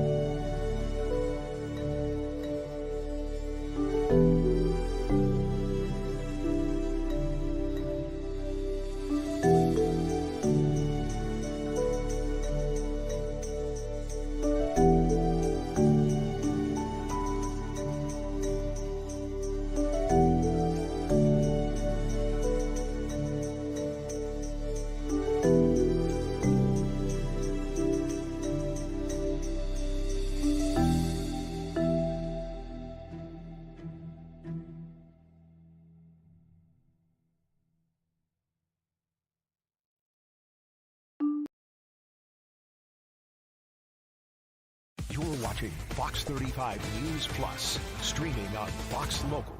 Welcome back into Fox 35 News Plus. I want to get you back to this news conference going on live where officials with NASA talking about Artemis II, the upcoming lunar flyby mission. Rollout going to begin tomorrow morning at Kennedy Space Center as they move that spacecraft and that huge SLS rocket out from the VAB and move it to the launch pad. So let's go ahead and listen in live. And so we modified that, and we were able to manage that through launch countdown number 3. We had the issue with the replenish valve. We went in and we made a modification post Artemis I to that valve, and we tested it with cryos for the replenish time frame with as many cycles as we would expect to have during Artemis II. So why do we think that we'll be successful in Artemis II? It's the lessons that we learned, right? Artemis I was a test flight, and we learned a lot during that campaign getting to launch. And the things that we learned relative to how to go load this vehicle, how to load LOX, how to load hydrogen, have all been rolled in to the way in which we intend to load the Artemis II vehicle. Now, what's new, right, for Artemis II? Well, Orion's got some new systems on board. They've got a new ECLIS system. We've got the crew interface piece of this, and we have tested those things offline to ensure that, you know, they're not influenced by the cryogenic environment of tanking, but they are used in day of launch, and they have to be used in accordance with our launch countdown and that critical timing. And so we've gone through and we've done a countdown demonstration test. We did a suited crew test before we even got to the VAB. And so we've taken this incremental approach to the testing for the new systems. And so I believe that we'll be ready for wet dress. Again, we'll see. This is our second hardware build for the core stage, so you know we'll see how it performs. We don't have the benefit of a green run, and so but we believe all of the lessons that we've learned from Artemis I, we have used that countdown and that philosophy as our building blocks for Artemis II. Okay, we'll actually go to a couple of questions from the phone. We'll start with Lauren Grush of Bloomberg. Hi, thank you so much for taking my question. I'm just wondering if you can maybe walk us through the major technical checkouts that will need to take place once you get to the launch pad ahead of the wet dress rehearsal. And is there anything that you're keeping an eye on that you think could have a significant impact on the schedule, or is everything moving as smoothly as you'd like leading up to now? So I'll take that one. The things that happen once we get to the pad. One of the first things that happens after we get to the pad, we get connected, is we'll do some crew access arm swings. That is about a day or so after we get there. Of course, the first part after we get to the pad is just getting all the connections, all the validations, getting tied back to the firing room, getting ready to power up the individual elements. And so that is something that, you know, you never want to say that's something that is routine, because you can have hardware that fails at any time. But I would say that's something that we did a number of times through Artemis I. There are not substantial changes to that. We will get into our crew module work. There is some unique work that we did not have to do during Artemis I because we didn't have all of the crew systems. We have late stow. We have other things that we have to do. We're going to power everything up. All the elements. We'll get into pad PSET. Mostly RF testing there. We've tested all these systems in the vehicle assembly building, but it's not in the RF environment of the pad. And so we'll go through and we'll do all of that checkout. We load the boosters. Again, there's some weather dependencies there, so we'll certainly keep an eye on the weather. Luckily, we're not trying to do it in the summertime when you have lots of thunderstorms, so makes it a little bit easier this time of year. There's nothing in particular through the whole pad flow that I would look at and say, you know, this is the thing that is the driver to wet dress, right? All of the work has to get done. We have incrementally tested all of this offline or in the integrated environment of the VAB. And now it's just getting out to the pad and testing those pad interfaces, that launch pad environment with the RF. I mean, wet dress is the big test at the pad. That's the one to keep an eye on. I guess if you're watching one and you say which one is the driver, that's the driver to launch. So that's the one to watch until we get to launch day. Okay, we'll take another question from the phone, and then we'll come back here into the room. Next, we have Jackie Waddles with CNN. Hi, folks. Thanks so much for doing this. So question for Mr. Honeycutt on the heat shield. I was curious, do you expect the heat shield to play a big role in flight readiness review or this risk assessment? Where do you personally stand on that? And then kind of on that line of thinking, just for clarity, who exactly is giving the final go for launch? Like, does this need to be a unanimous decision within the MMT, or do Jared or Amit have final say? Just some insight into that process would be wonderful. Thanks so much. Yeah, so, for the second question, Charlie does her poll, and I'm part of that poll. So I'm a small piece of that, and I do not have to have consensus from the MMT to make my decision relative to giving her my go or no go. I would like to have consensus.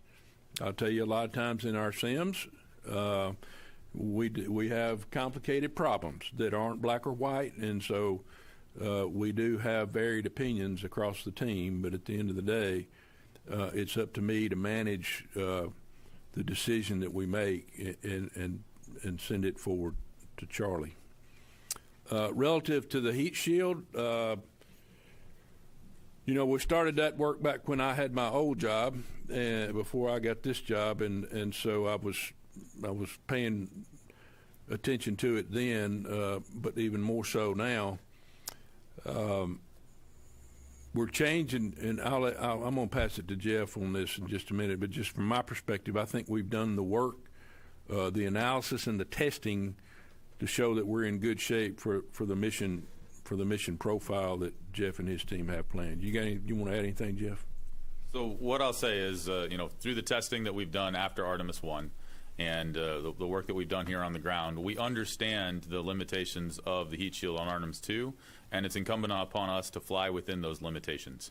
So things that we've changed, right? We've changed the entry profile so that we're flying a profile that the heat shield can handle, and we're also ensuring that we launch on a day where the demands of the heat shield are lower.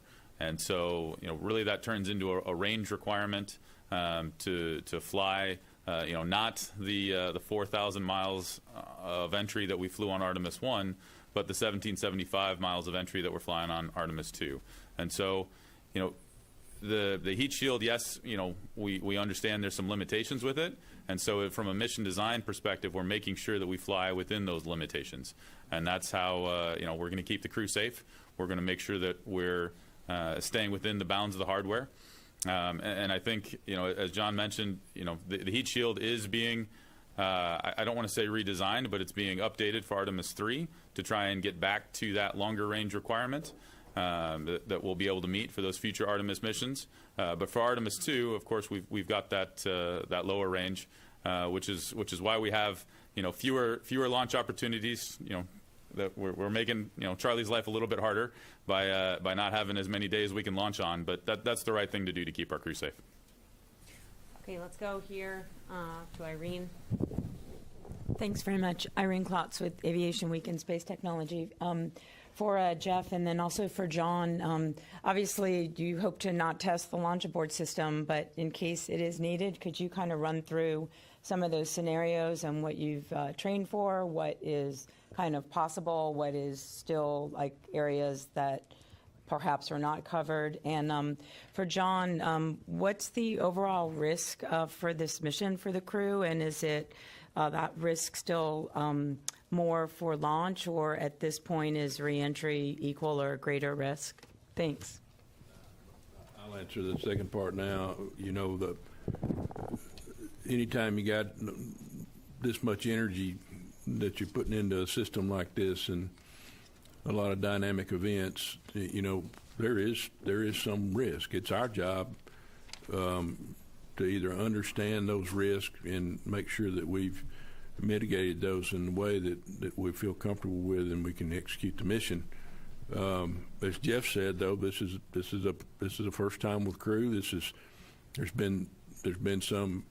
We're flying a lot of new pieces to the configuration this time. Team, all that's gone through all the reviews. All those need to work. Jeff and his team done an outstanding job developing flight rules that give us the ability to respond quickly to any kind of off-nominal situations once we leave the launch pad and then get into the mission. And then, as Jeff mentioned a minute ago, you know, the dynamic event of hitting the entry interface and then coming back into the Earth's atmosphere is obviously one that's where you put a lot more energy into the system. So, you know, I would say I don't prioritize either one of those over the other one, but you know, from an overall perspective, that's just part of cheating gravity. Jeff. So as far as launch aborts, right, we've got abort coverage, you know, from pre-launch there when the capsule's on the pad, all the way through, you know, core stage flight. If we were to have an issue, and you know, obviously you're right, we don't want to have one, but if we did have one that would require the crew to take the last abort, that is an option to them the whole way through until we jettison the last. After we jettison the last, at that point, we still have aborts where Orion would separate from the ICPS and then use the Orion engines actually to perform the aborts off of the core stage. And so it's really set up such that they always have an abort option. It's going to be a fair amount of G's. If they have to ride the last, of course, the boosters will still be burning at that point when the last engines ignite and pull the Orion off the top. But it's a case where the crew will survive and we'll get them home, and we'll be able to go on and get them home safe. Take one in the back. I feel the excitement too. It's a great day. Greg Redfern with WTOP Radio up in Washington, D.C. Two questions. One, if you can't make this launch window by April, when would be the next one? And the second one, a little lunar science. You're shooting for a lunar full phase on the far side, but what would be your limit if you can't make that as to the lunar illumination that you'd like? Thank you very much. And light that candle.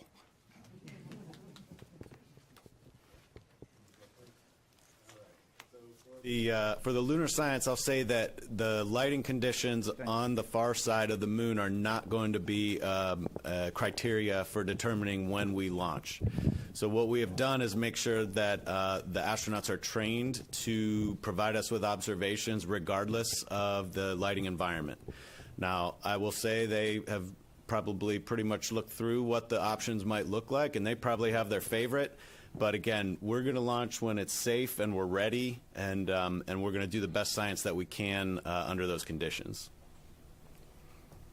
All right, and so with respect to launch periods, rolling out, when we roll out, as you know, we do not have full access to everything at the pad. But one of the new capabilities that we did add for Artemis II is something called contingency pad access. And what that allows us to do is to go in and do a retest. It's an abbreviated retest of the flight termination system, and that plays into that 28 and 35-day requirement that we have with the range. So unlike Artemis I, where we rolled out and we had a single month of opportunity and you had to come back to the VAB to retest the FTS system, we actually have a new capability for Artemis II that allows us to stay out at the pad for 2 launch periods. So we can retest that, and you get 2 launch periods when you go out. Now, that is saying that if you don't have some issue come up, that you require rollback 4. So that would get us through 2 launch periods. You know, there is it's a bit of a puzzle, I would say, in terms of, you know, it depends on why you scrubbed. what kind of, what you need to repair, and if you choose to roll back, and then what that turnaround time is. But we roughly, to answer your question, we have opportunities in just about every month. It does vary. The number of days varies by monthly opportunity, but it's roughly somewhere in a little less than a week. Some months it's a little less than that, maybe 3-4 days, but we have opportunities every month. Okay, we have time for just one more question here. Yes, you. Yes, you. Yeah. Hi, Josh Dinner, Space.com. Barring any major malfunctions or mishaps, what milestones during Artemis II must go right in order to greenlight Artemis III to proceed as the program's first lunar landing mission? Well, certainly, I would think we're going to have we'll have some things that we have to deal with, and we'll have to evaluate those and maybe do some course correction for Artemis III. But in my opinion, doing the checkout of the systems with the crew on board and getting the crew home safely, that's the big milestone. Are there any mission components like proximity operations where the Orion experiences a hiccup but still is qualified for that sort of maneuverability? Specific to proc stops, I think we have great confidence in our capability to model that. After all, we fly other space vehicles in proc stops all the time. We're docking to ISS fairly regularly. So, if we have an issue with proc stops, that's something I think we'd have to understand why, right? What was the cause of the issue? And as John said, understand the hiccup. But I wouldn't say that would necessarily, disqualify the systems. I think the understanding there is what's important for what occurred. All right, and that's all we have time for today. I want to thank our participants for being here today.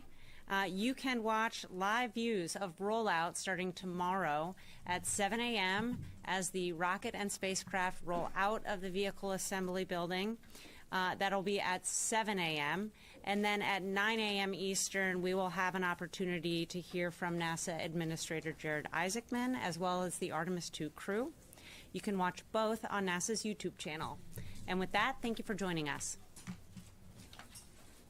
It's a news conference wrapping up where we heard a lot of talk about the upcoming Artemis II mission, including the rollout tomorrow morning. As I said, Fox 35's Esther Bauer is going to be out there tomorrow, and we'll have more coverage for us on Fox 35. Right now, we're going to take a break here on Fox 35 News Plus, but we'll be right back.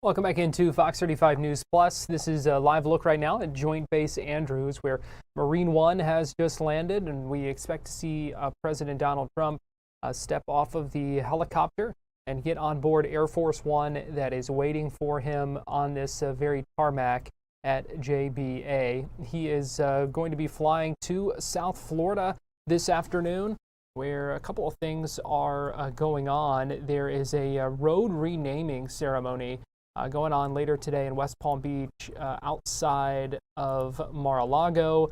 They're going to be renaming a segment of Southern Boulevard to be named for President Donald Trump. It will be President Donald J. Trump Boulevard, kind of on that route between Palm Beach International Airport and Mar-a-Lago.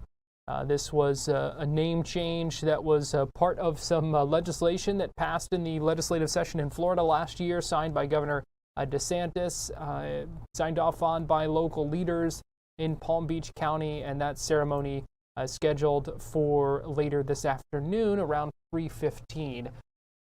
So he's going to be heading down to that. He is expected to be at that ceremony at Mar-a-Lago for the special renaming ceremony, and he has also posted about it on Truth Social. I guess last year it was July when he thanked the leaders of Palm Beach County, the governor, and state lawmakers as well, who approved naming that renaming that road in his honor. He thanked them, said, "I love Florida," in all caps. So again, President Donald Trump is going to be disembarking from Marine One here any minute now and getting on board Air Force One to head down to Florida. And when he does, we'll listen in because sometimes he stops and answers a few questions. And so we will see if he has anything to say this afternoon, leaving Washington, D.C. after a rural health care roundtable that was earlier today at the White House. We listened in on that for a little bit. It has been a busy week for the president. We talked as well about him meeting with the Venezuelan opposition leader, Maria Corina Machado, at the White House yesterday. So President Trump is going to be getting off Marine One here, getting ready to head to South Florida today for that Palm Beach road renaming. I don't know for sure. I assume he's going to be spending the weekend at Mar-a-Lago as he often does. So we will. I'll double check on that though. But let's go ahead and listen in as we wait on President Trump to get ready to head to South Florida.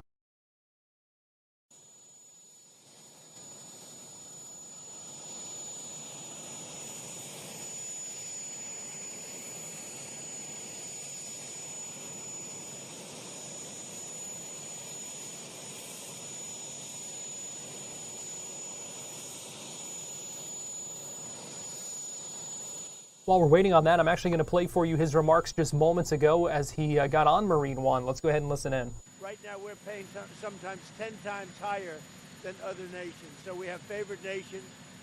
That's been approved. Other nations have, for the most part, agreed to it. And they had no choice, otherwise we were going to put tariffs on them. So the health care plan that we're coming, the money's going to be paid directly to the people. So it goes directly, not to the companies, not to the insurance companies. It's going to go directly to the people, and the people are going to buy their own health care. They'll get much better health care at a much reduced price. Mr. President, pull out of NATO if it doesn't help you acquire Greenland. If it doesn't lead the way. Well, we're going to see. NATO has been dealing with us on Greenland. We need Greenland for national security very badly. If we don't have it, we have a big hole in national security, especially when it comes to what we're doing in terms of the Golden Dome and all of the other things. We have a lot of investments in military. We have got the strongest military in the world, and it's only getting stronger. And you saw that with Venezuela. You saw that with the attack on Iran, with the knocking out their nuclear capability potentially. So yeah, we're talking to NATO. Mr. President, Mr. President, Mr. President, Mr. President.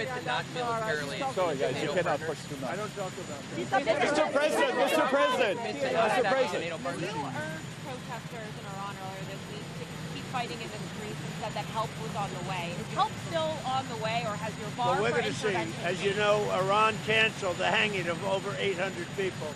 They were going to hang over 800 people yesterday, and I greatly respect the fact that they canceled that. Mr. President, Prime Minister Carney is in China. Prime Minister Carney is in China. How do you see the deals, Canada and China? I've just signed trade deals between the two partners. Well, that's okay. That's what he should be doing. I mean, it's a good thing for him to sign a trade deal. If you can get a deal with China, you should do that. election in Venezuela? Did Arab and Israeli officials convince you to not strike Iran? Nobody convinced me. I convinced myself. You had yesterday scheduled over 800 hangings. They didn't hang anyone. They canceled the hangings. That had a big impact. Yesterday you accepted Maria Machado's Nobel Prize medal. What do you intend to do with it, and why would you want someone else's Nobel Prize? Well, she offered it to me. I thought it was very nice. She said, you know, you've ended 8 wars, and nobody deserves this prize more than in history than you do. And I thought it was a very nice gesture. And by the way, I think she's a very fine woman, and we'll be talking again. Say it? What's the trigger for the Insurrection Act in Minnesota? What are you waiting for? Well, the Insurrection Act, which has been used by 48% of the presidents as of this moment, the Insurrection Act also, if you look at it, I believe it was Bush, the elder Bush, he used it, I think, 28 times. It's been used a lot. And if I needed it, I'd use it. I don't think there's any reason right now to use it. But if I needed it, I'd use it. It's very powerful. President Trump called Machado a very nice person at the meeting was well. Why align Delcy Rodriguez and the remnants of the Maduro regime and not with Machado, who has the support of the Venezuelan people? Well, if you ever remember a place called Iraq where everybody was fired, every single person, the police, the generals, everybody was fired, and they ended up being ISIS. Instead of just getting down to business, they ended up being ISIS. So I remember that. But I'll tell you, I had a great meeting yesterday by a person who I have a lot of respect for, and she has respect, obviously, for me and our country. And she gave me her Nobel Prize. But I'll tell you what, I got to know her. I never met her before. And I was very, very impressed. She's a really, this is a fine woman. Where are you going to March for Life? The March for Life is next week. Yes. And some pro-lifers are worried about your support for the Hyde Amendment. What do you tell them? Well, you know what I tell them? You're going to hear about it because I just taped a beautiful piece for them, and they're going to play it. And those are great people. I want to tell you, they're great people. Thank you very much. Thank you very much, everybody. That was President Trump just moments ago speaking to reporters as he got ready to board Marine One. We watched that landing live just moments ago at the Joint Base Andrews, and now he is on board Air Force One, waiting for that plane to take off and head to South Florida, where the president is scheduled to attend a road renaming in his honor later today in Palm Beach County. Right now, we're going to take a break here on Fox 35 News Plus, but we'll be right back to this.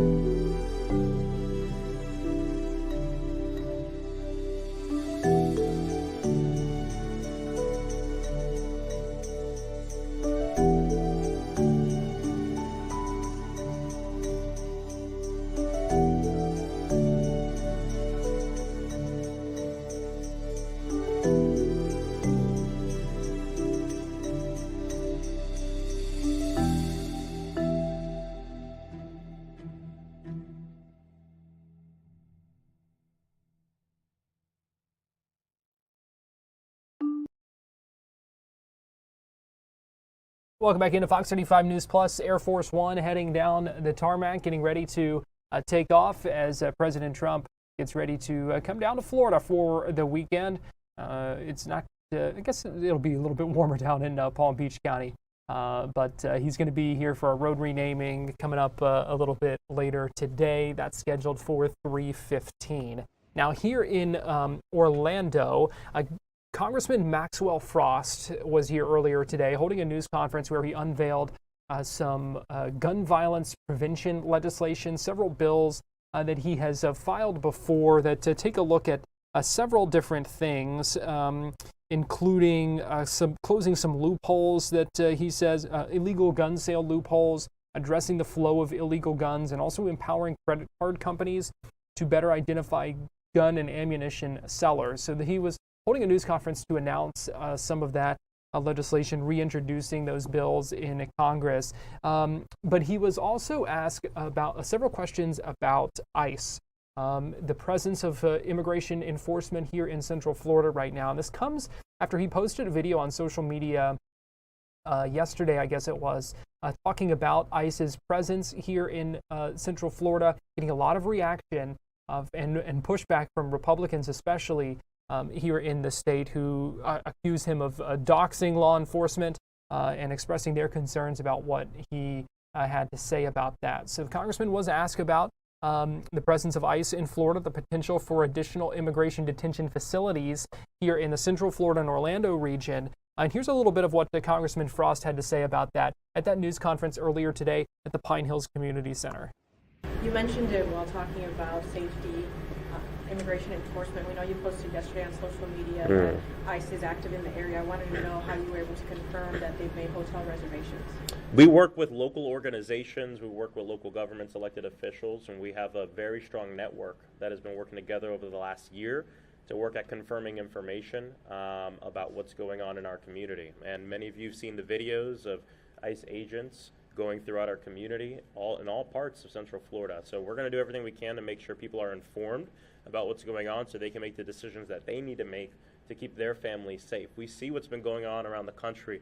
We saw that horrible murder of Renee Nicole Good. ICE agent looked her in the face, looked her in the eyes, and shot her in the face. By the way, that was gun violence too. Gun violence done by the state. Gun violence done by our government. So we have a lot of work to do, because when we talk about gun violence, we mean all gun violence. And that includes what's going on with ICE around this country. And we know in Central Florida we won't stand for it. We stand together for our immigrants. We know that the reason many of our people are in poor economic conditions has nothing to do with an immigrant and everything to do with the fact that we have greedy people at the top who want to make their friends more money, who want to protect other billionaires and other big corporations who don't have our best interests at heart. And we've had enough of it. And we're going to stand up for our community no matter what's going on. We don't want that chaos. That chaos we're seeing online, we don't want that in Orlando. We want peace. We want to live our lives. That's why we posted that video, to make sure people are informed. And we'll continue to make sure people are informed on what's going on in Central Florida, not just with ICE, but with a lot of different things going on and a lot of the foolishness from this administration. Any other questions? I have one more related to ICE. Any other? Okay. We're hearing rumors about a potential site visit here in Orlando at the Beach Line Logistics Center on Transport Drive. I don't know if you've heard anything about that. Yeah, we're working with partners to confirm more information on that. We've heard about the potential processing center being built in Central Florida. We know this is something that our people don't want. Our people can't afford groceries. Yeah. Our people are walking in the streets. There's gunfire in our streets. Our people can't afford to send their kids to school. Healthcare is too damn expensive. So how about, instead of spending our money on building these internment camps in our communities to put our neighbors in, why don't you do something about the fact that 25 million Americans are going to have their health care go up anywhere from 50 to 300%? See, here's the issue. They're taking the money that's supposed to be used for health care. They're taking the money that's supposed to be using for housing, and they're giving it to ICE to build these detention centers, which in many cases are being built and operated by private corporations, who are then the donors of the same politicians that gave them the money. Sorry. And so this is the problem. This is the corruption. And when I talk with all different types of people, Democrats, Republicans, Independents, people who quite frankly don't care, everyone's disgusted by it. So we as a community are against it. We want our taxpayer dollars used to help our community, not take our neighbors away that make this community what it is and make it the city beautiful. So I know we all stand alongside each other in that pursuit. None of us is free until all of us are free, and we'll continue to fight together on that. So just to follow up on Yep. that, Congressman, can you tell us what exactly your office or the Democratic leadership is doing to try to find out more about that location? We're working with local partners, organizations, advocacy organizations to get more information on this.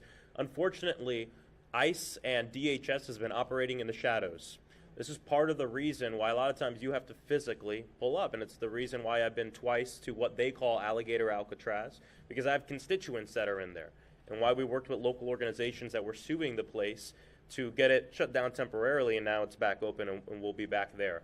So you'll see those kind of actions done here to make sure that we can hold them accountable, because we don't want these facilities in our community.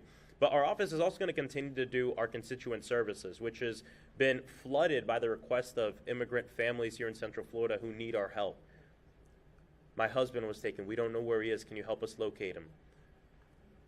My son was taken.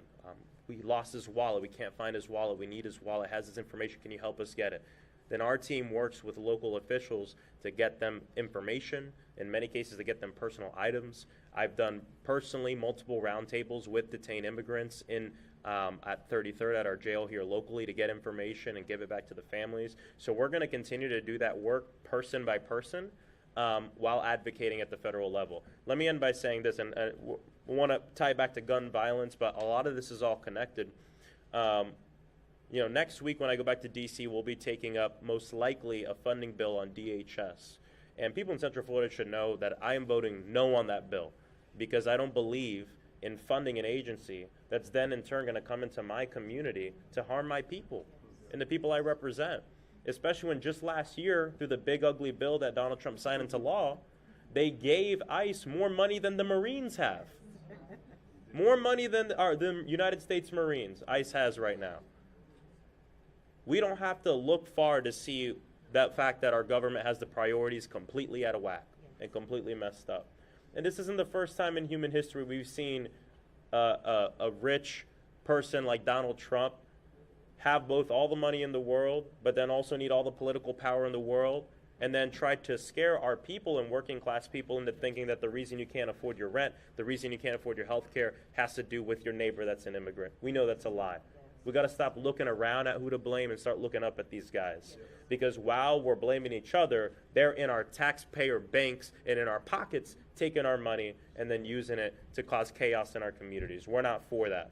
And these three bills that I've introduced take a big step forward to make sure that we actually do something about gun violence in this country.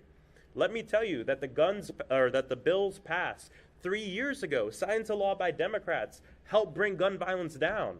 So whenever you talk with somebody who's in Tallahassee, who's in Washington, D.C., and they claim to be a crime fighter, claim to be for public safety, ask them, what bills have you put forward that actually make our community safer? Ones that have actually been implemented and that we actually saw worked. Because I got three right here.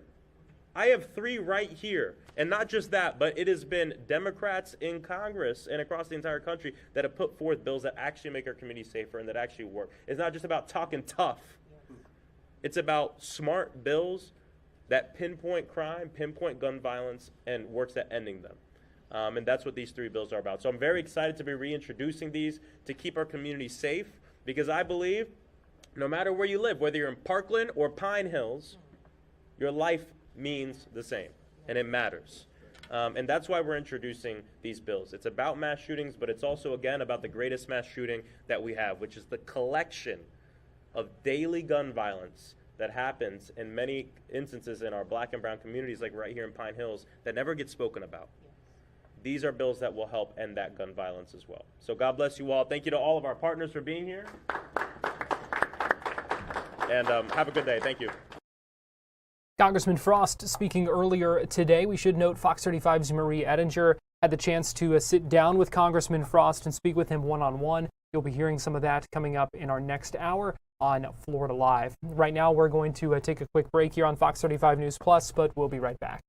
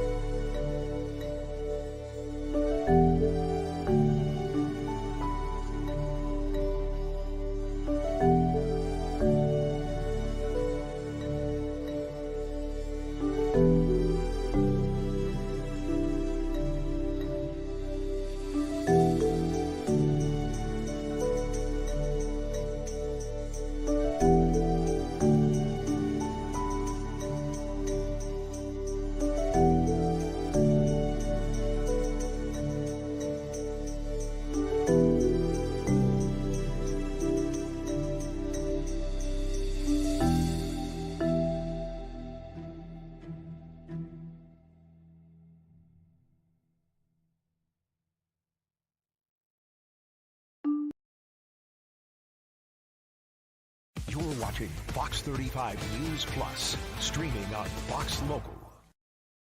Give you a live look right now at the Florida State Capitol in Tallahassee on this Friday. Neither the State House nor the State Senate are in session today, but it has been a busy first week of this 60-day legislative session going on in our state capitol. Yesterday, following a long day and a busy day in the State House, where the House advanced several bills that we brought you live here on Fox 35 News Plus. We did hear from House Speaker Danny Perez, who spoke with reporters after the House gavelled out for the day, where he talked about a busy first week in Tallahassee. Here is what House Speaker Danny Perez had to say yesterday afternoon. A couple of Republican defections. Can you talk about that and some of the emotion you heard on that floor tonight? As of the Leader Soroy bill? Yep.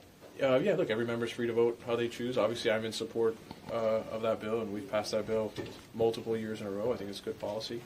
But if a member chooses to vote down on a bill, that's what they're here. That's what they're here to do. Every district's different.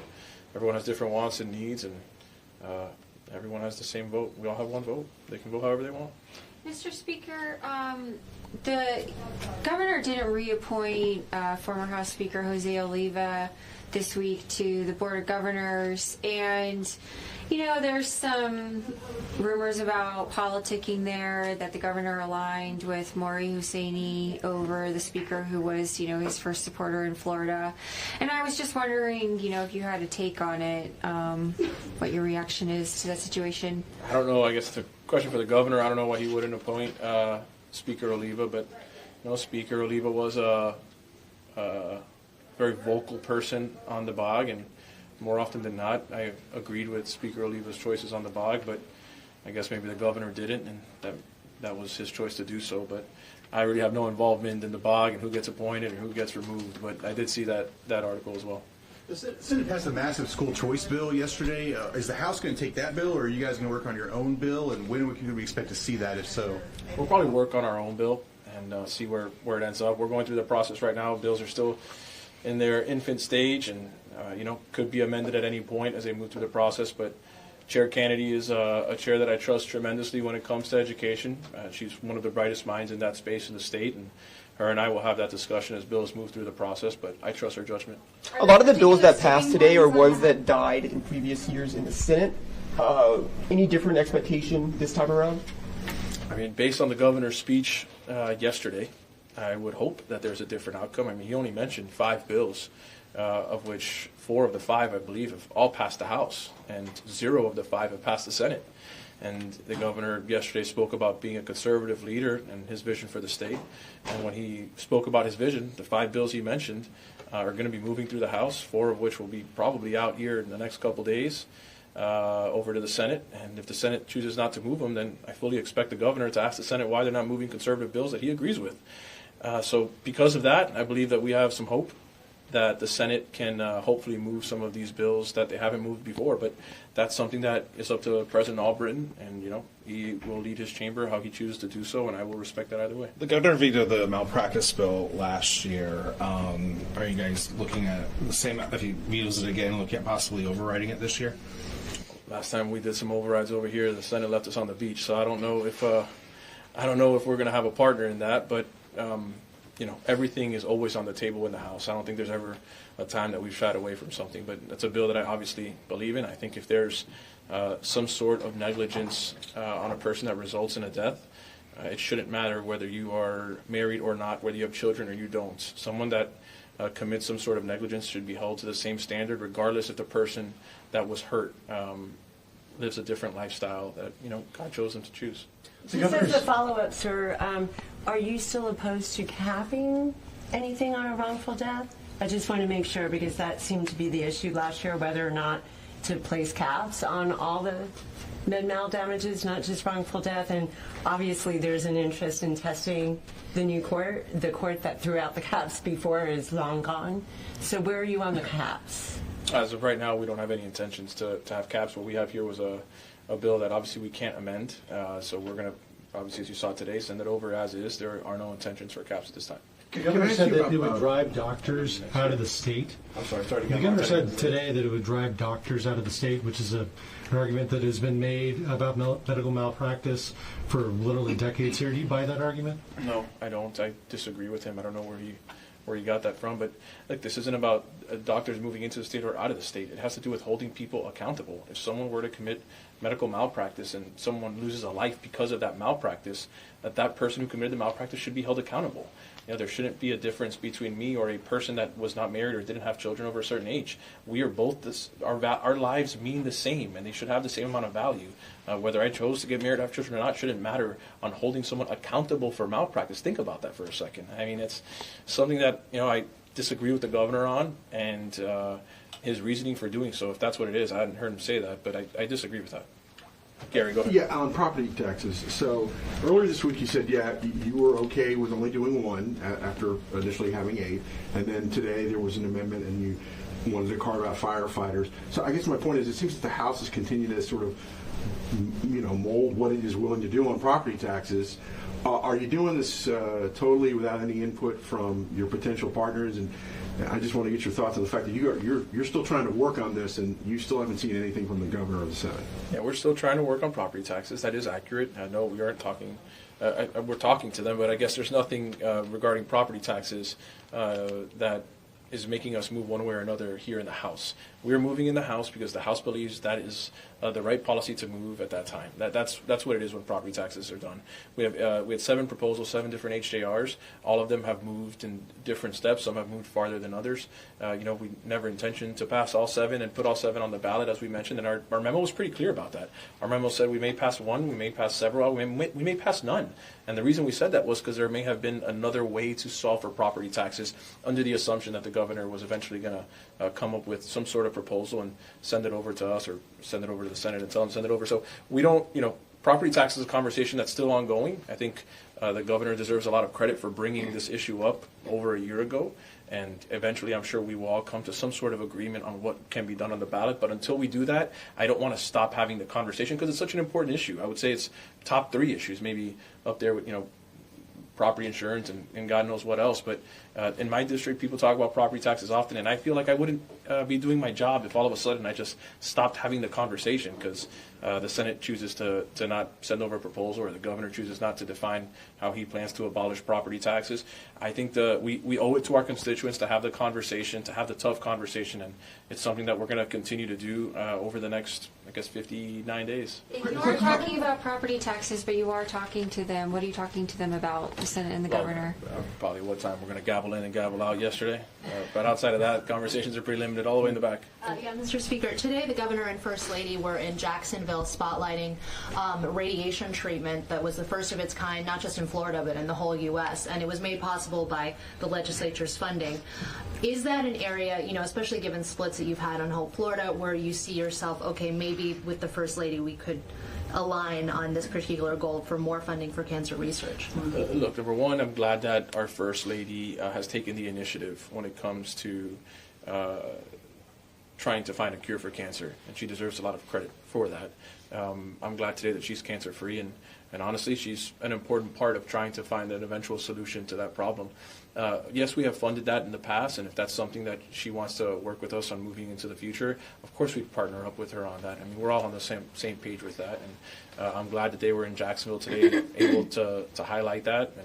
And if there are other ideas that they have that can continue to further that in the state of Florida, we'd be all ears, and we'd work alongside her 10 out of 10 times on that issue. Last question. Mr. Speaker, on a bunch of different issues here, you know, at least the House is sort of going forward on its own, it sounds like. Is that sort of the MO of the House in general, and what would you like to see move over in the Senate side to sort of start getting on the same page so some of this can actually be accomplished, and you're not just sort of... And I'd love to work with the Senate. You know, I'd love to have a partner in the Senate. I mean, that's our goal. That's what we want. What would I like for them to move? Everything that we pass off the House floor.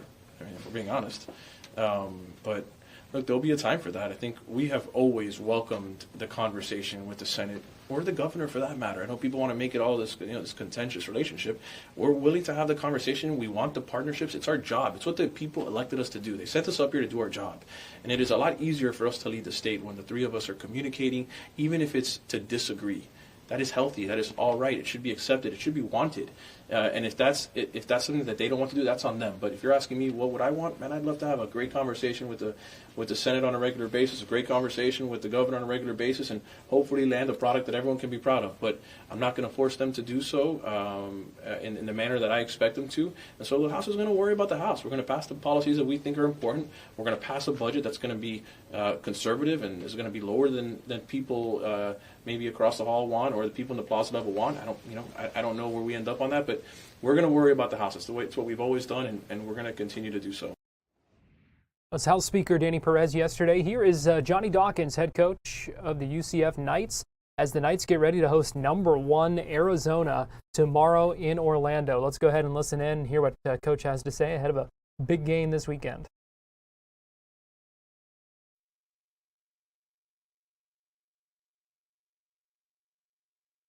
Team in the country, Arizona. Just kind of your initial thoughts on facing the Wildcats. Well, Big 12 basketball, right? Every night's going to be a challenge. You have an opportunity to play against a #1 ranked team in Arizona. I think Tommy's done a great job with his group, and watching them, I've been very impressed with what they do defensively and offensively, and we have to prepare for them. Johnny, this is a team, Arizona puts up a lot of points. They lead the Big 12 in scoring. You like to play defense, obviously. What's your mentality going into this game and trying to contain that explosive Wildcats offense? Well, they're very good. They play a high possession game. As you mentioned, they score over 90 points a game. So we have to make sure that we do our best to make them a half-court team. We have to get back and try to make them a half-court team because, of course, they're playing fast, and we want to play fast, but we want to play fast, with our tempo, not with theirs. And I think you can't try to play someone else's game. So we have to get back and really defend in the half court. Do they remind you of anyone you faced already? No, they're different. Their team is very unique. They have such a really good balance of perimeter and bigs. Bigs are very impressive in the paint. They're very active. One of the best rebounding teams in the nation as well. So they pose a number of challenges. You mentioned rebounding. Can you talk about that challenge on the glass? Absolutely. They do a really good job. They're very aggressive. They have good size and length. And you can tell that's something that they really work on. And you can always tell when someone does something well what they must be emphasizing. So they have to emphasize, their board play because I said I've seen a lot of teams. I haven't seen any team that rebounds the ball any better than they've rebounded it thus far. Coach, Arizona may be a unique team, and this isn't the first time you've welcomed a #1 ranked team to Addition Financial Arena at Houston last season. What is maybe the difference this time around? I know it's a different team, but what's the difference this time around with the #1 team coming in versus the last time? For us, nothing changes. It's always about our standards and how we need to go out there and play against that opponent. I respect both of those teams a great deal. Like I said, in this conference, it seems like you're always facing somebody that's #1 in the country, and which speaks well about our league. But for us, we have to concentrate on things that we do well. We have to defend and rebound. What's your team's confidence level at right now? You played very well at home. Obviously, you knocked off a team like Kansas. What's the team's level of confidence? Our guys seem to be in a good place. They're playing hard. They're playing for each other. And that's what we ask. And the rest of it takes care of itself. We have to be true to who we are as a team.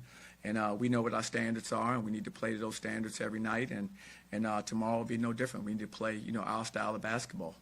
You feel like your team has established an identity at this point?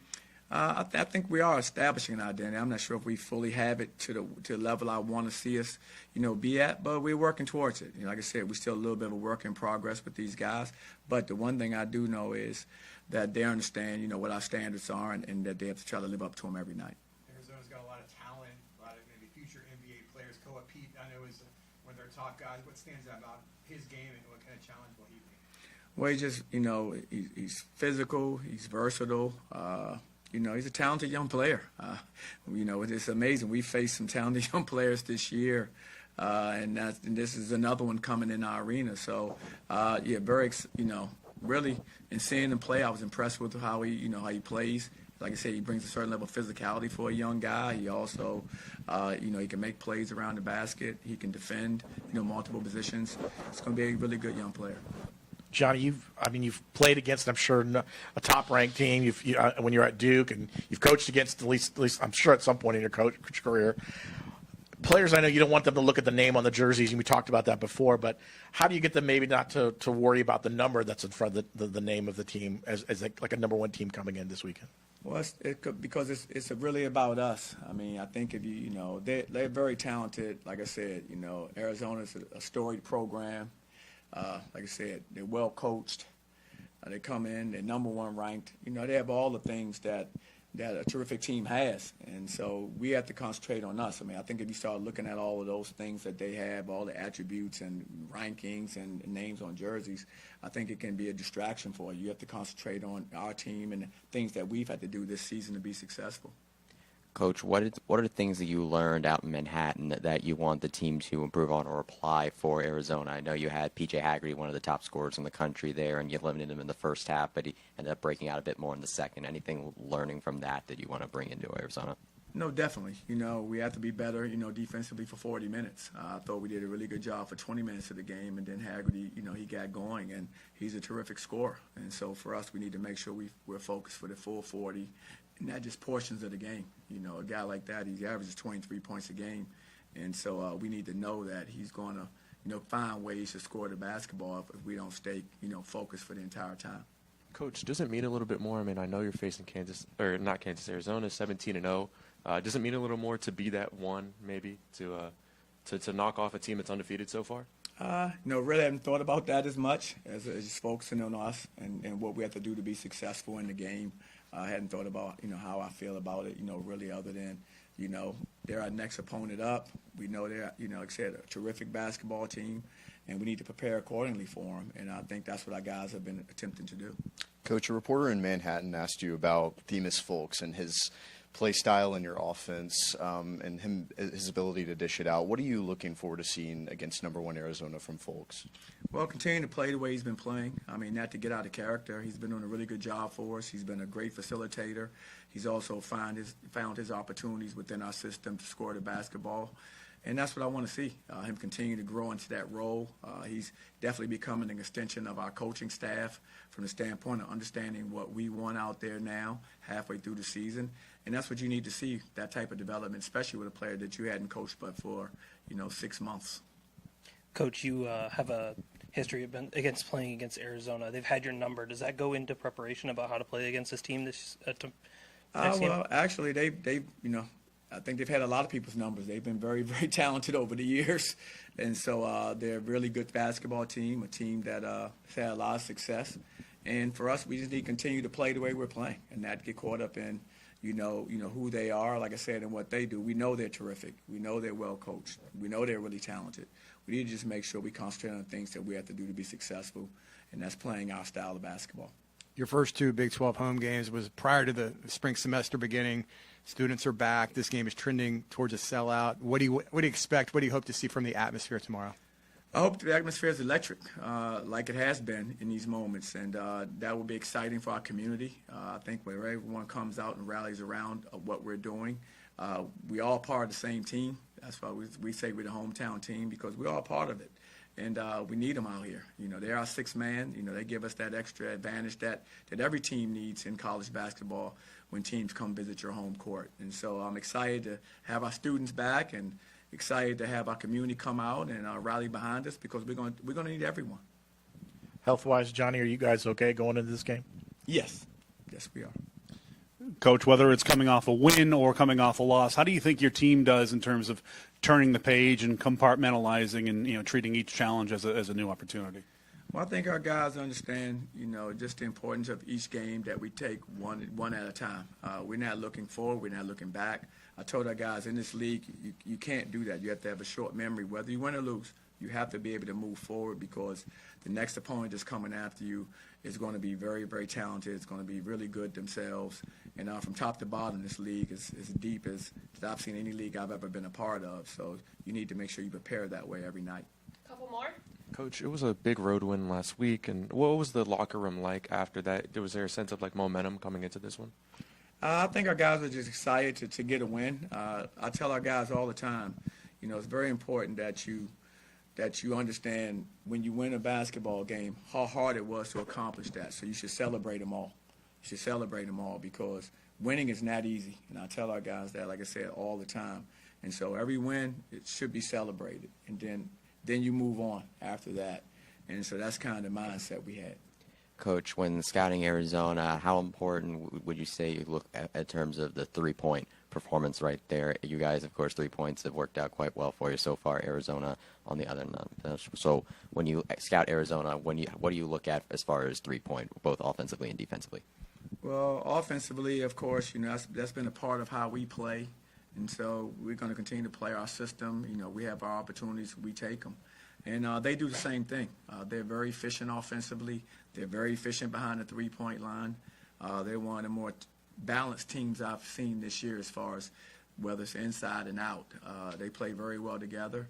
And so that's where the challenges are. You have to guard the perimeter. You have to guard the bigs. They're all the threats out there. And so we need to make sure we're focused and understand the game plan. Coach, just wanted to follow up on something you said a minute or two ago about, you know, you've been in this game a long time, but you said this league is perhaps the most challenging you've ever seen? Yes, it is. From top to bottom, when you're talking about teams from, you know, I'm looking at every single team that I've seen so far, just very, very competitive. I haven't seen many times in my career where you've had 4 top 10 teams in the nation, number 1, number 2. I don't think there's many times that I've seen that throughout my career, and let alone the teams, like I said, that aren't ranked that I've watched and how competitive they have been in the preseason as well. So yeah, I say from top to bottom, it's one of the best leagues I've seen, and if not ever, and definitely in a long time. All right. Thank you. Thank you, guys. All right.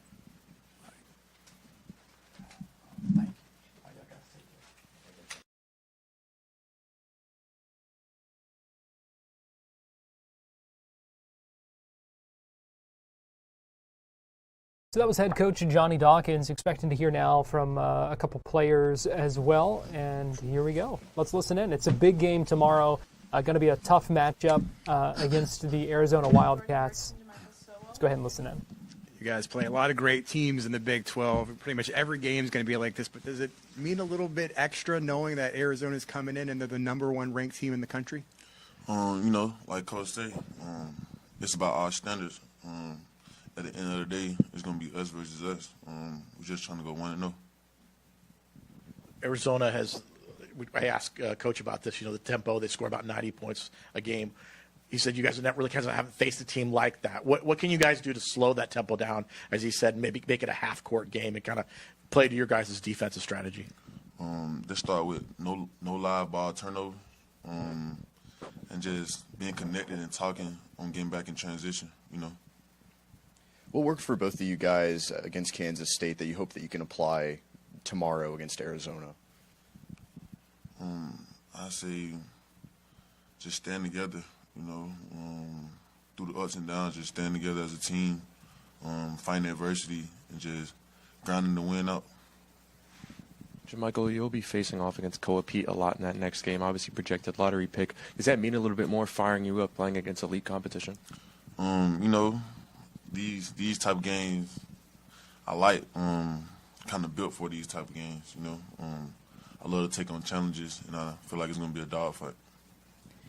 Jordan, a lot of players come into this team with college basketball experience. What's it like going up against maybe these lottery picks that might be more on the younger side, that especially in a league like this where it's highly competitive? Just not even feeding into that, just playing basketball, because that's what it is at the end of the day. Everybody a basketball player, everybody talented. It's just the toughest player, toughest team gonna win. So, yeah. Johnny talked about this being, one of the toughest leagues to play in. You guys have now seen this now for so many games. Do you feel that way as well, that this is probably one of the toughest leagues, one of the better leagues in college basketball right now? I most definitely agree. I feel like every night gonna be a dogfight.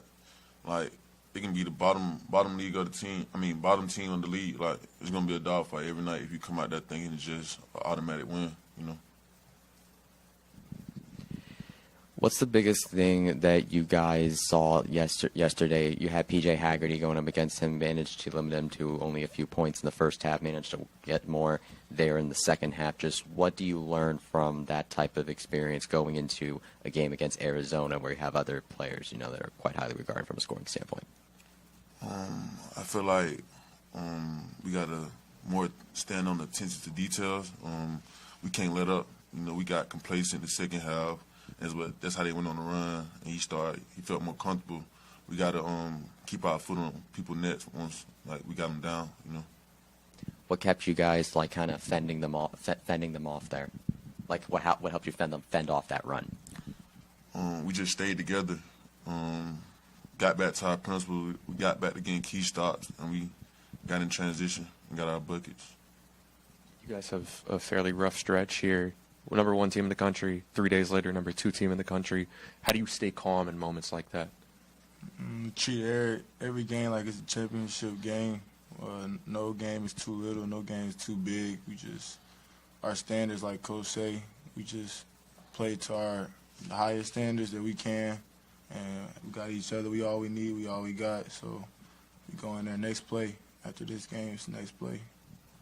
Coach said that he wants you guys to celebrate every single win. How long do you guys celebrate, and then when does that mentality switch? Till midnight.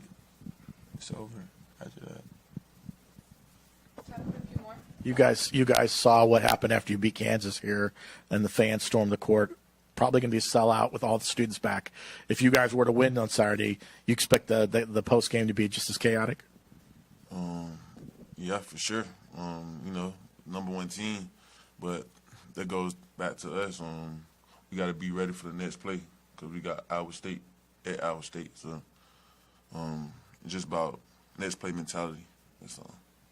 You guys have jumped to do the scouting report for Arizona. Are there certain aspects that really stand out when you look at who you'll be facing? Do they remind you of any team you played so far, or just what stands out about them as a team and maybe individual players? It's gonna be a tough game.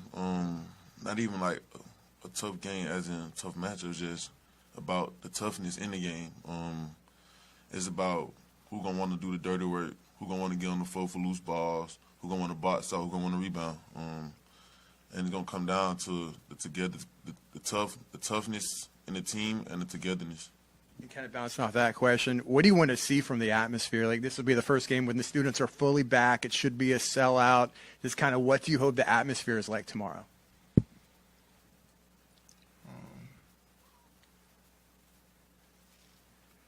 I say hope is a sellout. You know, like Coach said, they are 6, man. I want the crowd going crazy, actually. You know. Chaotic. Yeah, chaotic. That's what I was thinking. Okay. Thank you, guys. Appreciate it, guys. Thank you. Thank y'all.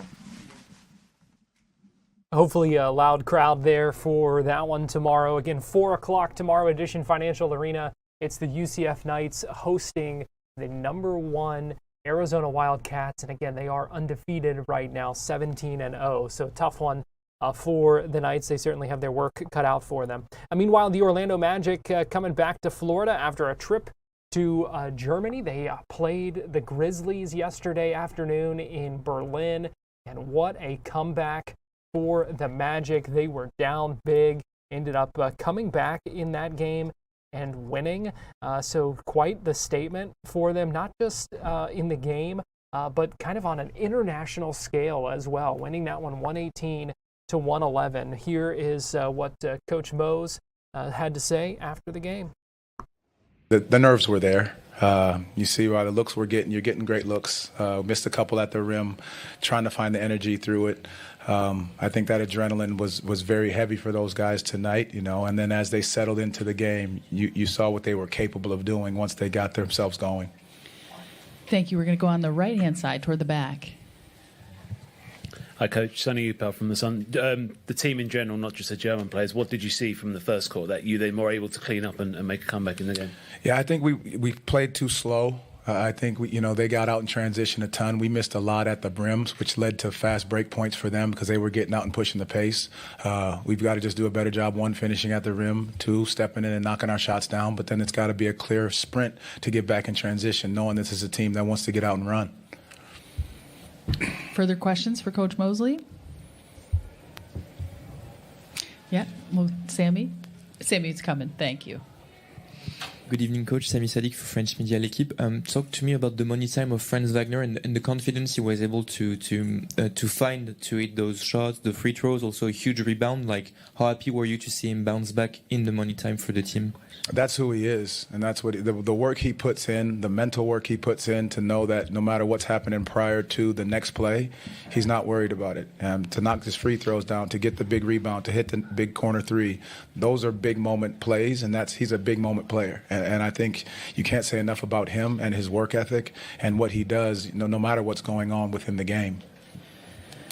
Thank you. We're going to take next question on the front, on the right. Sorry, just here. Apologies. What did you, Drew Hill, Daily Memphian, what did you make of the atmosphere, and did it sort of live up to what you're used to typically from a home crowd in Orlando? Oh, this atmosphere was incredible. The German fans are just amazing. You can, as soon as the introduction started with, Franz coming out, and then Tristan checks in, and then Mo checks in, and then the chants of the Orlando Magic. That's a good feeling for our group. It felt like a home game. Again, we have some of the best fans in the NBA, and I think it felt like that for our guys tonight, which was a part of that big adrenaline rush for our guys starting the game out that way. Thank you, Coach. Anybody else? Yep. Left-hand side. Hi, Coach. Eyal Benlikov, Haaretz, Israel. I would just like to kind of know, how would you characterize the experience of traveling this far for a game? Was it harder? Was it maybe easier because there was maybe more of a buffer between your games? You only played on Sunday last week. Yeah, I think there's always challenges, and when you're going different time zones, weather change, all those things took place. But I think, again, our performance staff did a great job with our guys, keeping them prepared, getting ready for what they're going to see. Obviously the Wagners and Tristan have been over here and back and forth, so understanding the time zones and how to get ourselves adjusted, I think our guys did a pretty good job of that. Thanks so much, Coach. We'll let you go. Congrats on the win. Thank you. Appreciate it. Question to Franz, maybe. Jonas Beckenkamp, Süddeutsche Zeitung. Left at the back. Here. Sorry, Franz.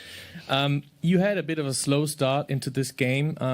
Were you kind of feeling the heavy legs from all the buzz, all the sightseeing, all the interviews that you've been through this week? I think that was part of it. I think it's more mentally, there was a lot coming into this week.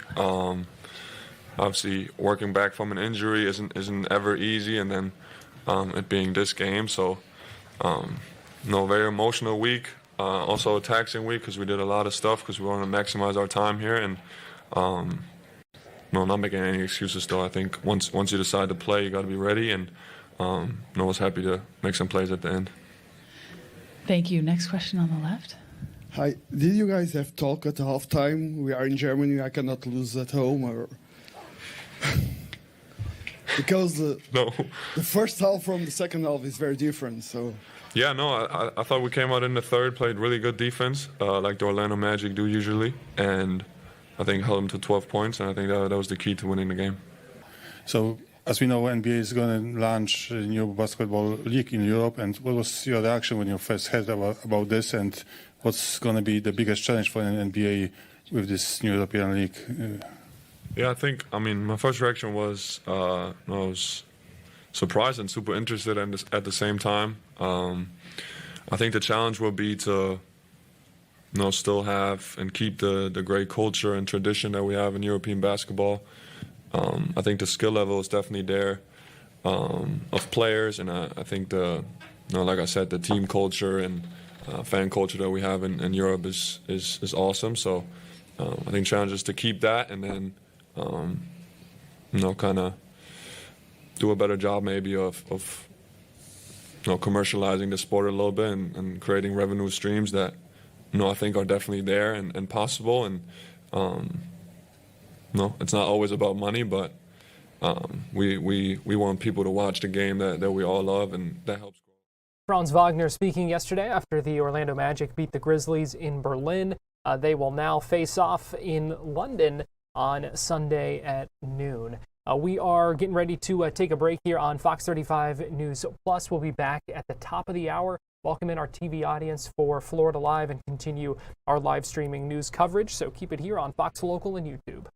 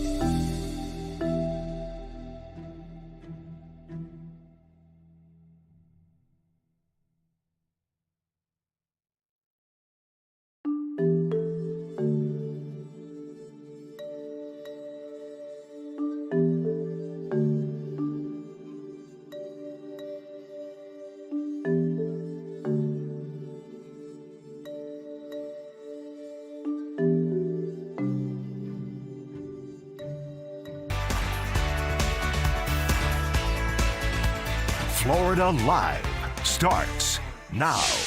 Well, good afternoon to you. Welcome into Florida Live. I'm Garrett Weimer. Thanks for joining us on this Friday afternoon, live on Fox Local, YouTube, and on Fox 35 TV. If you are just joining us here on Fox 35, we appreciate it. It's been a busy day of live streaming news coverage over on Fox Local and YouTube.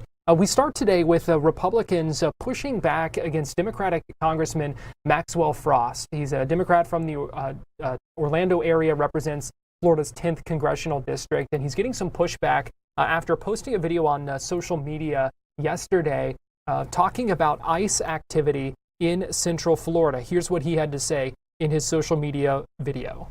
Hello, everybody. We've received multiple reports of heavy ICE activity in different parts of Central Florida, including the University of Central Florida, Winter Garden, Altamont Springs, and other surrounding areas. We've also received reports of heavy ICE activity at certain hotels in the area as well.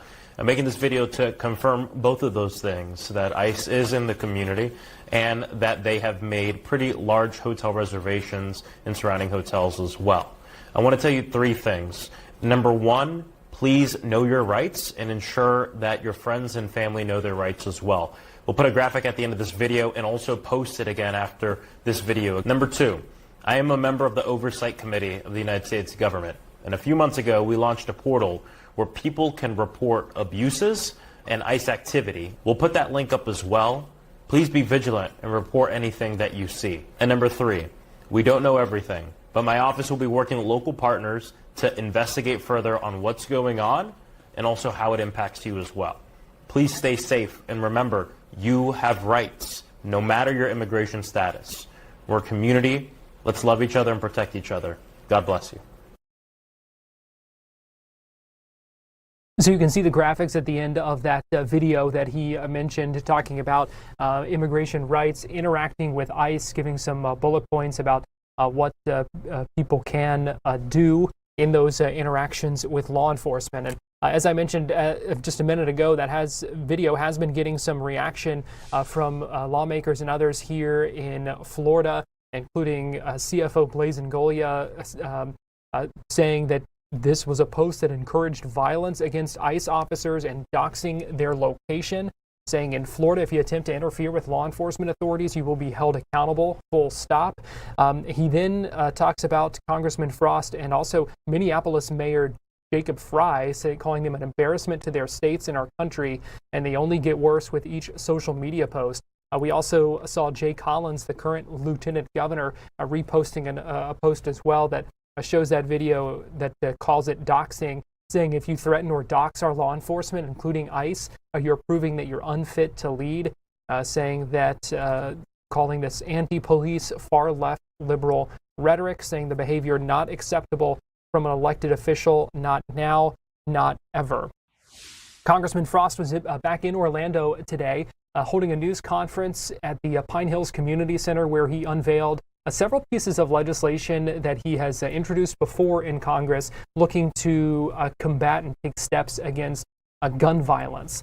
Fox 35's Marie Ettinger was at that news conference. She had the chance to speak with Congressman Frost afterward, one-on-one, where she asked him about that ICE post and those pieces of legislation. Here's Marie's conversation with the congressman just a little bit ago.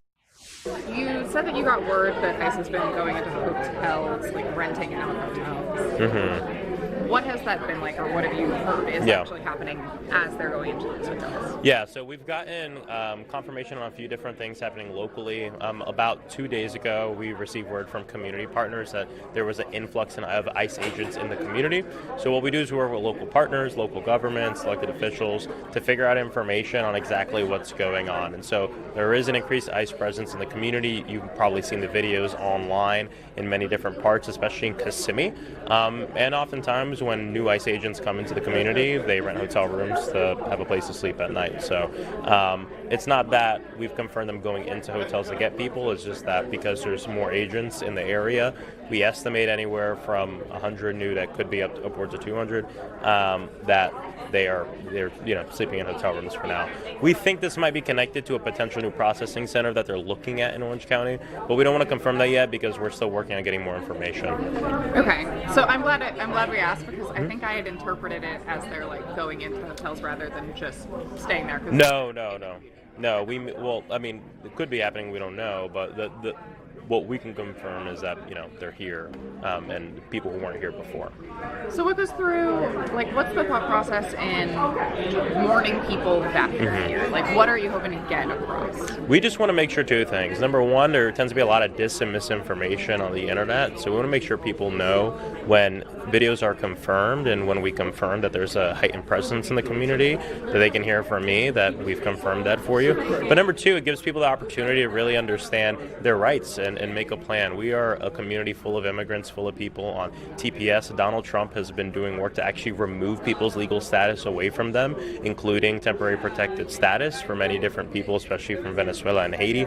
So we just want to make sure that our community knows their rights, that that there's an increased presence here, and that hey, know your rights, make sure your neighbors know your rights, because we've seen these videos of chaos all across the country due to the influx in ICE agents. We don't want that going on in Central Florida. And a big way that we can avoid that is by citizens knowing and people knowing their rights. What are the rights that you would expect people may need to assert?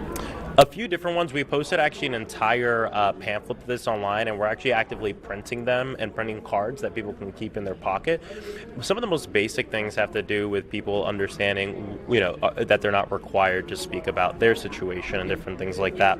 A lot of times people are entrapped into saying something that they didn't mean to say.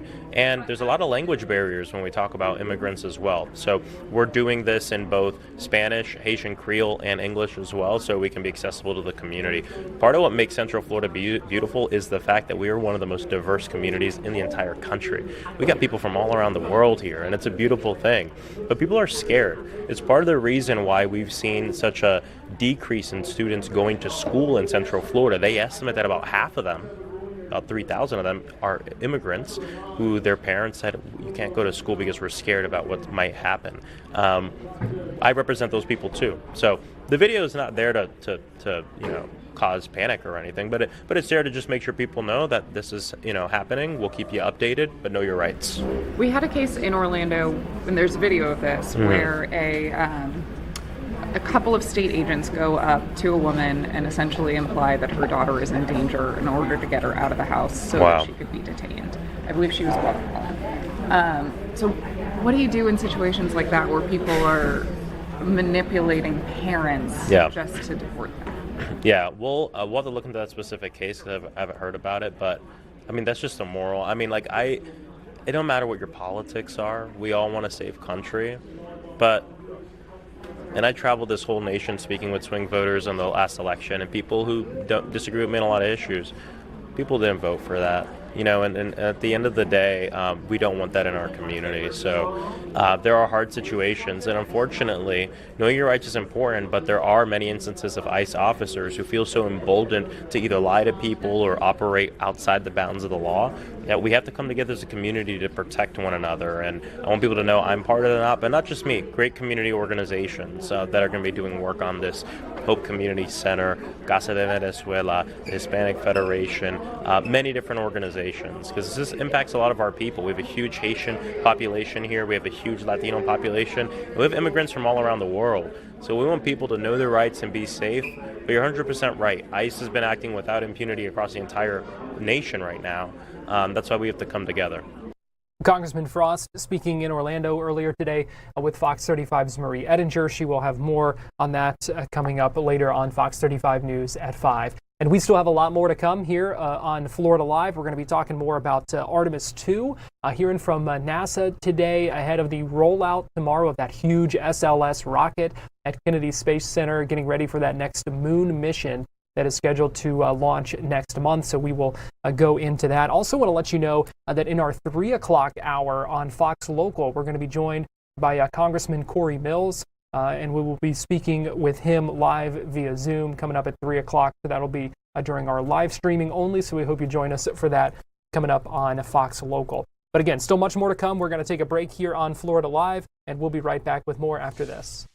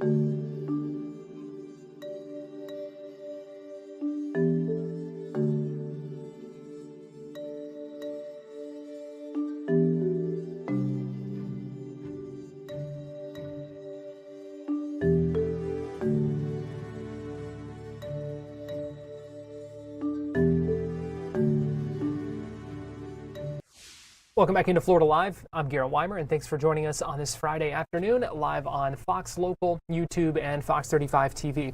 It's time now for our Tampa Connection, where we take a look at some of the big stories in the Bay Area today. So we're going to take you now to the Fox 13 Tampa Bay newsroom, and senior content producer Nancy Gay, who joins us live. And Nancy, good afternoon. Good afternoon, Garrett. We're going to begin today in Bradenton, where a man has been arrested following a deadly shooting at a medical center down there. Now, this all happened yesterday around 1 o'clock. Officers went to the medical facility to investigate reports of shots being fired. And when they arrived, they found 2 women at the scene. They say one was dead and the other was taken to an area hospital. Now, right after the shooting, witnesses were able to give detectives a description of a vehicle they saw, and police tracked it down quickly. That driver was identified as Keith Roberts Jr. He was detained yesterday afternoon, and last night he was arrested and charged with first-degree murder with a firearm, as well as attempted first-degree murder with a firearm. Now, the motive behind the shooting is still unclear. We do have a reporter working on this story today, getting all of those details. And we don't know what connection Roberts has to either one of these women, but the public information officer for the Bradenton Police Department said that the medical building where the shooting took place does not accept any patients. They also said that there is no business name on the door, and there likely would have only been employees inside that building yesterday afternoon. The public information officer said it is likely that that shooter was at that facility for a reason. Again, at this time, that reason is still unknown, but we do have a reporter following the story today, so we should have a few more answers as to what the motive may have been behind the shooting later on this afternoon. All right, there's still a lot of questions, with that one. We'll keep an eye out for those updates. Our second story in the Tampa Connection, and this is a really interesting one out of Sarasota, and what you're learning about a pickpocket suspect. Yes, this suspect, Garrett, actually, it turns out police are saying she was likely a career criminal. And what's even more impressive is the way that they caught 52-year-old Margarita Maldonado, because they were using a real-time data information center. Now, this is called the Real-Time Operations Center, and it has 4 analysts working in it. They are constantly listening to the radio, to any type of call that goes out. And detectives, they go down to Sarasota and they help investigate cases. They've even assisted with more than 600 cases last year.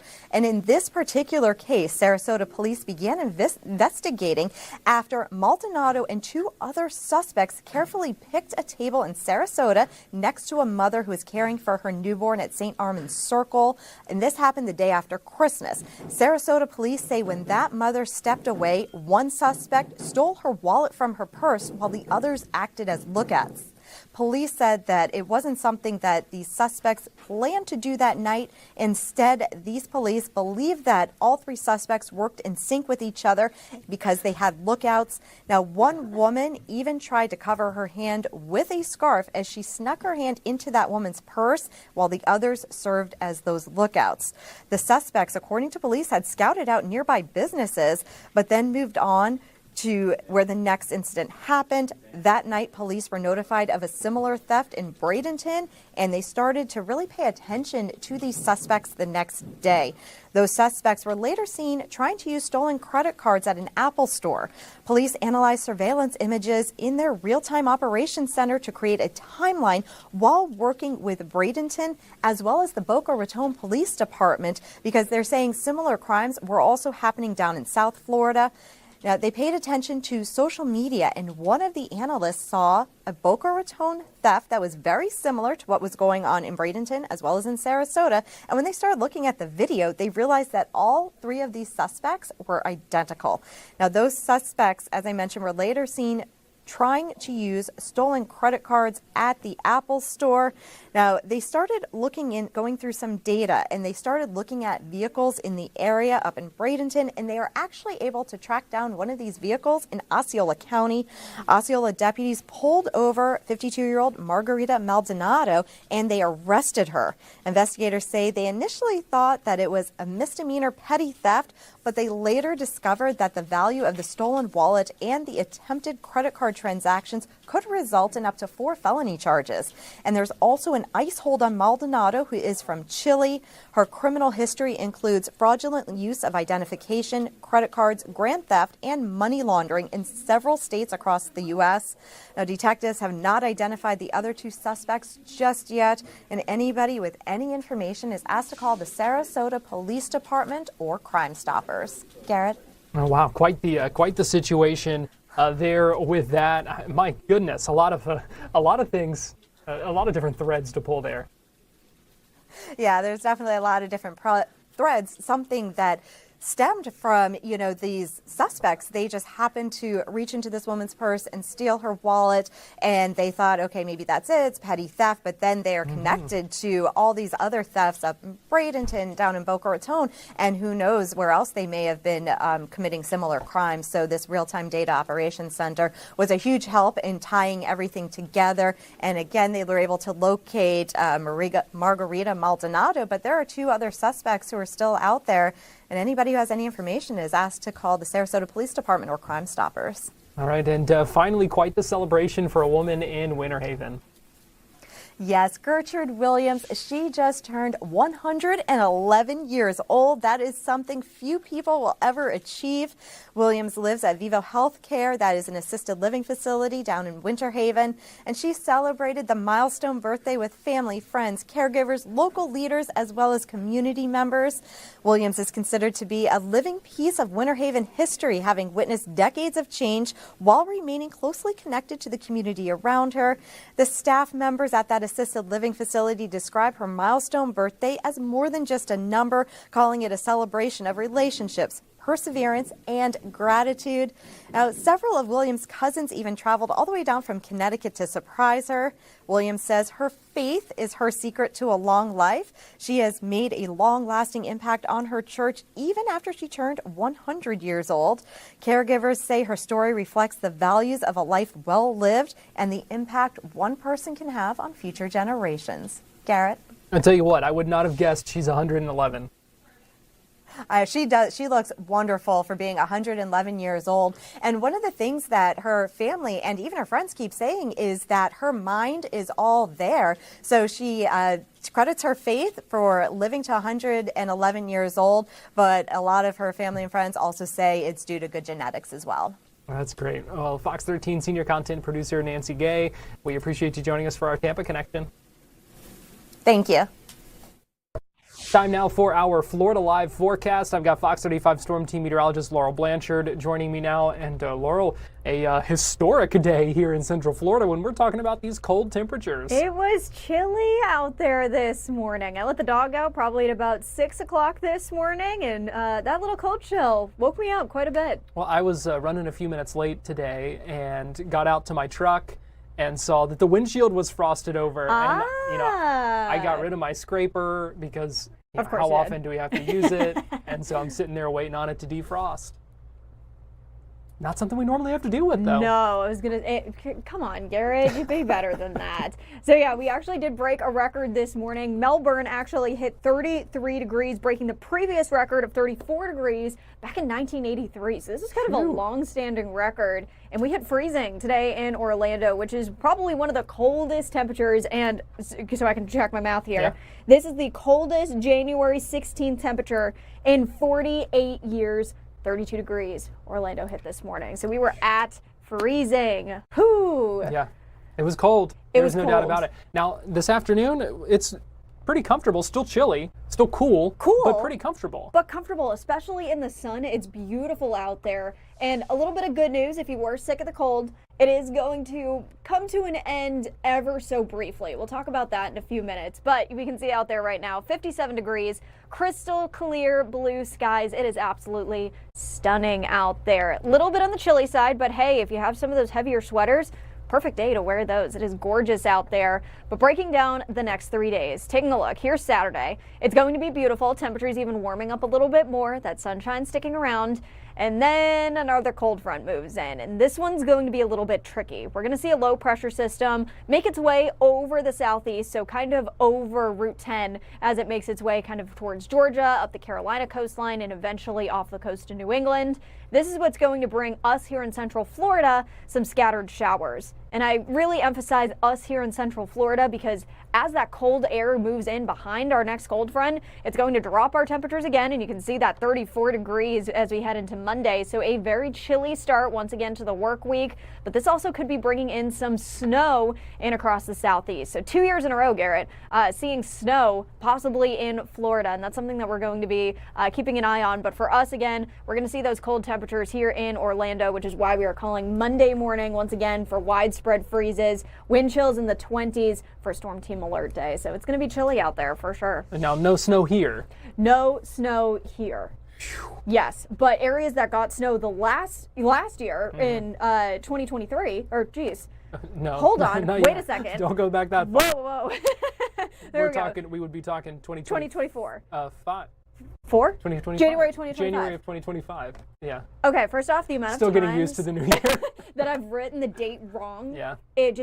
I'm all thrown off. But anyway, so beginning of 2025, we had the Tallahassee snow system that brought in 9 inches of snow to areas across Pensacola, Tallahassee. Like, this was a big snow event. Which was records, historic records. Historic state records. This is crazy system. This one, not as much. And we'll take a look at a couple of the models in a second. All right. But it is going to be definitely on the chilly side. But the thing that we're going to be watching for sure is that cooler air coming back into Central Florida. So National Weather Service already issuing those freeze warnings. Again, most likely these areas across Gainesville, Ocala, over towards Palm Coast, may be under a freeze warning as we head through the next couple of nights. Again, that's usually about 24 hours before the cold hits. But again, here's this where it's most likely going to freeze heading into your Monday morning. Most likely looking at the 20s up in Tallahassee and Jacksonville, 30s in Gainesville and Ocala. And then as we do take a look more closer to Daytona Beach down to Spring Hill, we could be seeing those freezing temperatures. We're not going to get above or below freezing as we take a look here in Orlando, but it's still going to be chilly. So here's our forecast temperatures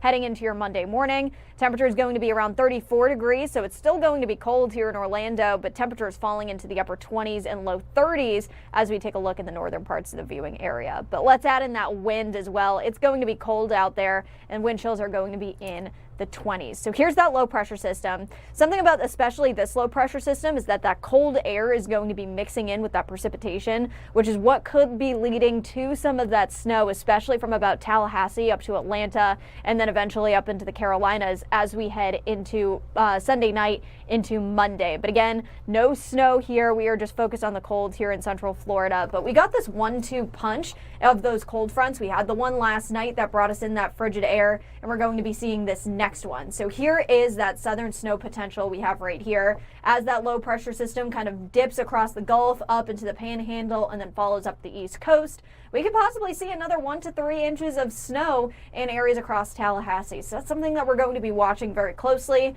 Models are still kind of trying to figure out where the bullseye of here across the southeast, where the majority of that snow is going to be, and especially areas across New England, they're probably going to be seeing a good amount of snow as well as this low pressure system kind of sets off just off the New England coastline. So something that we're going to be watching over the next couple of days, Garrett. But just a reminder, here is the very chilly temperatures and also that map of showing that record cold and that record snowfall that we have right here. 9 inches, a state record in Pensacola, even in Mobile, Alabama. They got 8.5 inches. So that was the historic snowfall from last January, which actually almost lines up with the snow system that we're going to be seeing in a couple days. Yeah, but thankfully not nearly that much, although it's sometimes interesting to see just because it is such a novelty around here. But when you're talking about 9 inches, that's pretty impactful as well. So that's like thankfully, easily roads are covered at that point. Crazy. Yeah, crazy. All right. Well, Fox 35 Storm Team meteorologist Laurel Blanchard, we appreciate you joining us for our Florida Live forecast. Next time, bring us some warmer temperatures, please. Hey, I have good news. They are on the way. We're going to be back into the 80s by this time next week. All right. Good to know. Laurel, thanks. Thanks, Garrett. As we go to break here on Florida Live, give you a live look at downtown Orlando. Keep it here. More Florida Live coming up.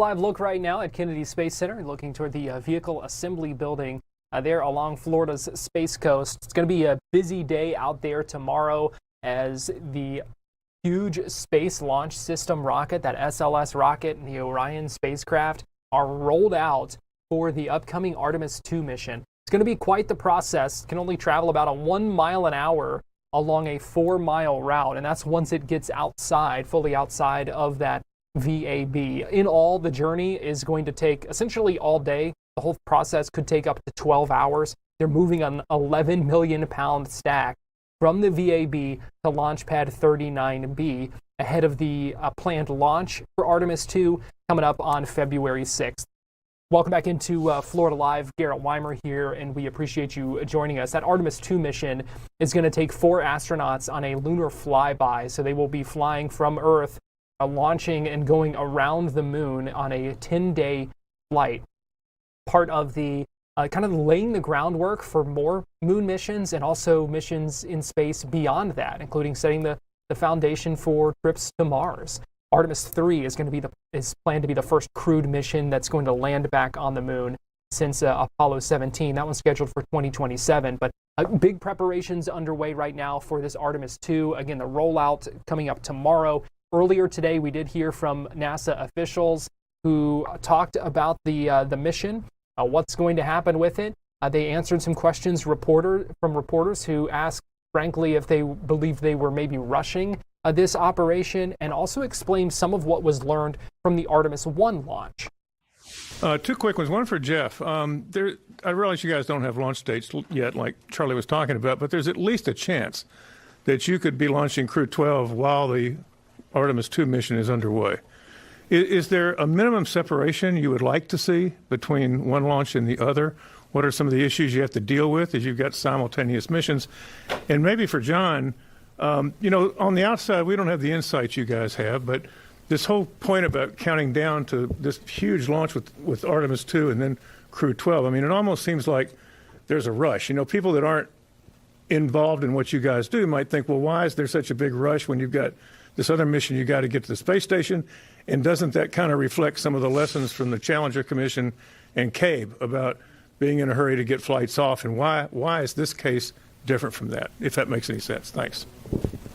So I'll take a start. I will say this is not a rush, and I actually take quite an issue with you using that word. That's not where we're at right now, right? We are preparing to launch Artemis II. As Charlie mentioned, we're working towards wet dress. I know the agency's preparing to launch Crew 12. There's a lot of preparation going on, but there absolutely are constraints, right? We have the TDRS network to work through. We have the various launch pads. The missions, right? It's not prudent for us to put both of those up at the same time, but we also have to ensure that both of them are ready to go. Because you guys have been in the space business long enough to know that we may run into an issue, and the last thing we want to do is make a decision too early and then lose an opportunity, right? That would not be responsible of us. So we need to keep pressing with both missions. We need to ensure we're doing that at the right speed and we're looking at the right technical constraints. And then, as we get closer, either the decision will come about because the hardware's talking to us and we have something that we need to go deal with, or we'll have to pick one. But that doesn't mean we should stop preparing for either mission right now, but we need to do that at the right pace. Let me address the second part to Bill's question. Bill, part of my job as the MMT chair is to just watch out for what you just said. We go through numerous training simulations with Charlie and her team, with Jeff and his team, and I think I've got a good eye for launch fever, and I think I've used that probably more than I would like to during some of these simulations, because I sense that some of the team needs to take it as a learning opportunity. So with that said, the agency's looking at when when to launch the next crew to station, and we're going to do our job to be ready to go fly. And I'll reiterate what I said in my opening remarks. I'm not going to tell the agency that I'm ready to go fly until I think we're ready to go fly. Now, it's not totally my decision, but I'll have an input up through my boss. Okay, we'll go here in the front.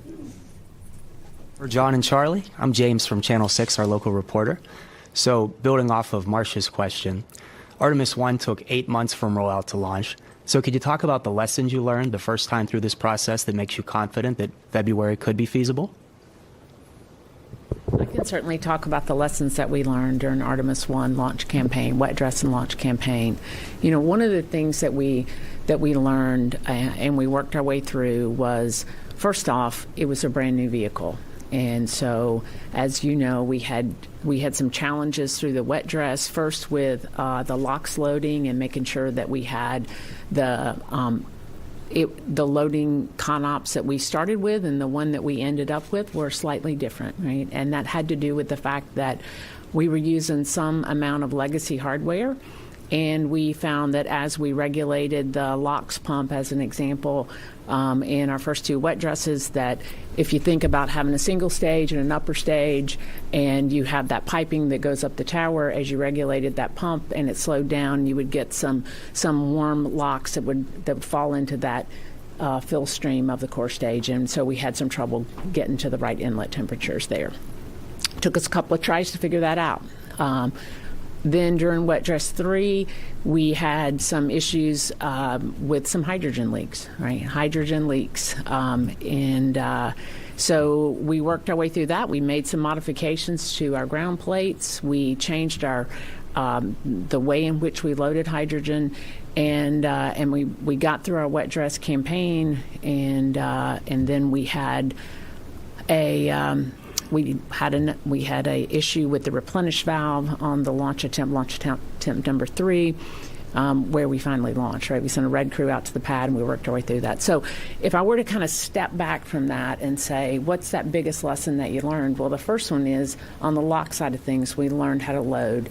We learned how to change our CONOPS for that. We're utilizing the same CONOPS. Once we made those changes and we worked our way through launch countdown attempt number 1, and number 3, we used that same philosophy and CONOPS for Artemis I. It worked successfully, and that's what we plan to use again. So that was a big lesson learned. The other lesson learned on the hydrogen side of things, we made some changes to that interface between the flight plate and the ground plate. We made some changes during our Artemis I campaign to improve that so that we did not have leaks where you have the flex hoses and the connections on the back of the plate. We saw very good performance during the launch countdown number 3. For that. The interface between what we call the cavity, where those plates come together, we saw some hydrogen leaks there. We learned that the way in which we loaded and the flow rates, the temperatures, the pressures have a whole lot to do with the leakage that we saw within the cavity. And so we modified that, and we were able to manage that through launch countdown number 3. We had the issue with the replenish valve. We went in and we made a modification post Artemis I to that valve, and we tested it with cryos for the replenish time frame with as many cycles as we would expect to have during Artemis II. So why do we think that we'll be successful in Artemis II? It's the lessons that we learned, right? Artemis I was a test flight, and we learned a lot during that campaign getting to launch. And the things that we learned relative to how to go load this vehicle, how to load LOX, how to load hydrogen, have all been rolled in to the way in which we intend to load the Artemis II vehicle. Now, what's new, right, for Artemis II? Well, Orion's got some new systems on board.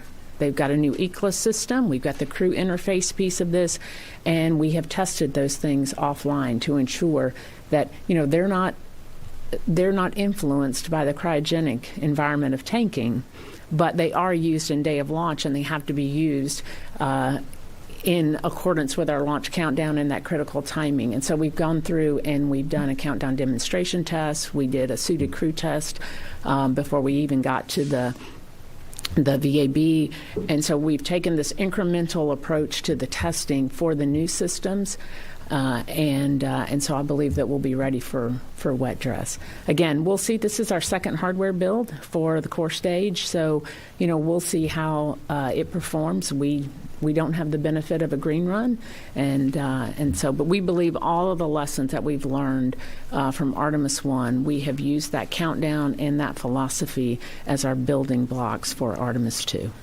Give you another live look at the VAB and that long journey from the VAB to Launch Pad 39B, scheduled to begin again tomorrow, no earlier than 7 a.m. Fox 35's Esther Bauer is going to be out there. She'll have more coverage for us coming up tomorrow. Right now, we're going to take a quick break here on Florida Live, but we'll be right back.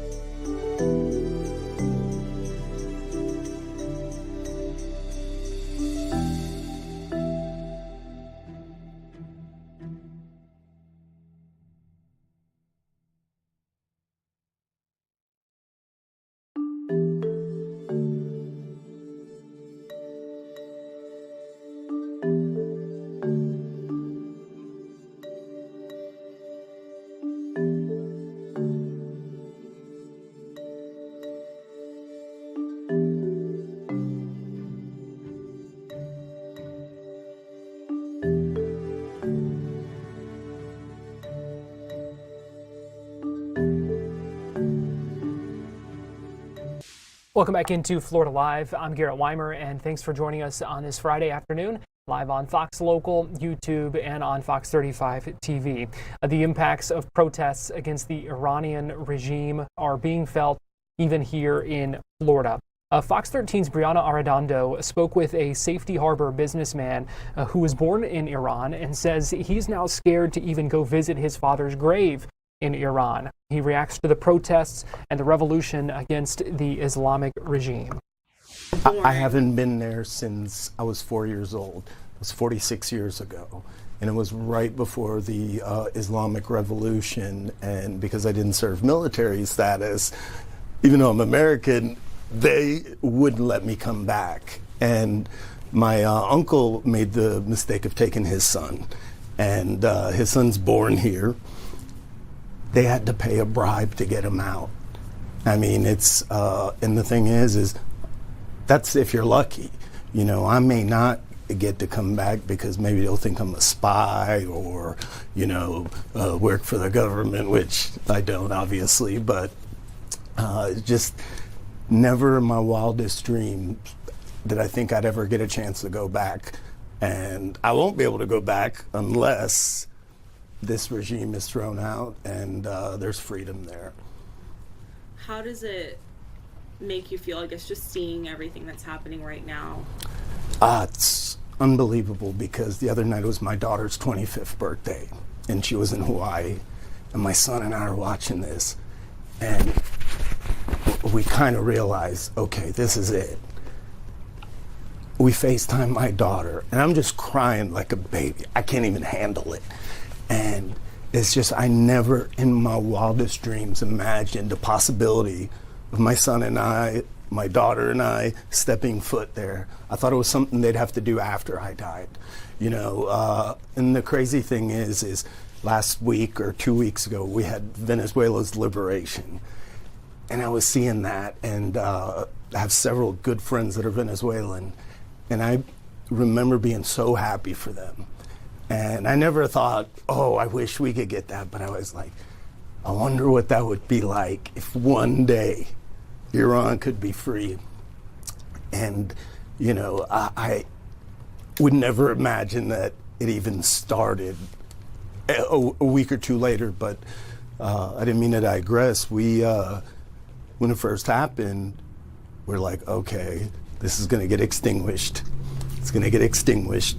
And then we're like, holy cow, this is big. And they had spread to like 200 cities. And you got to understand, these protesters are facing unsurmountable odds.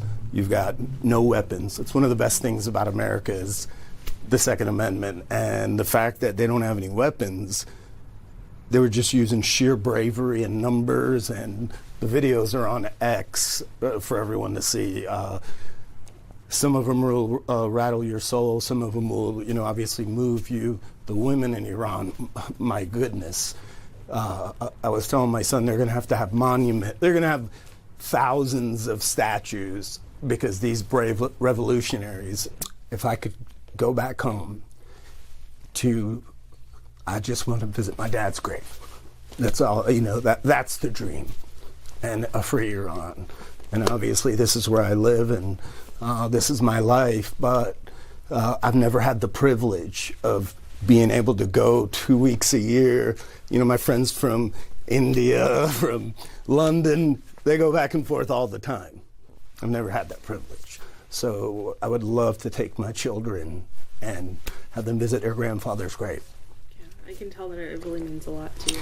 It does because, you know, I felt like a coward not being able to go back. And that's why I'm even speaking right now because,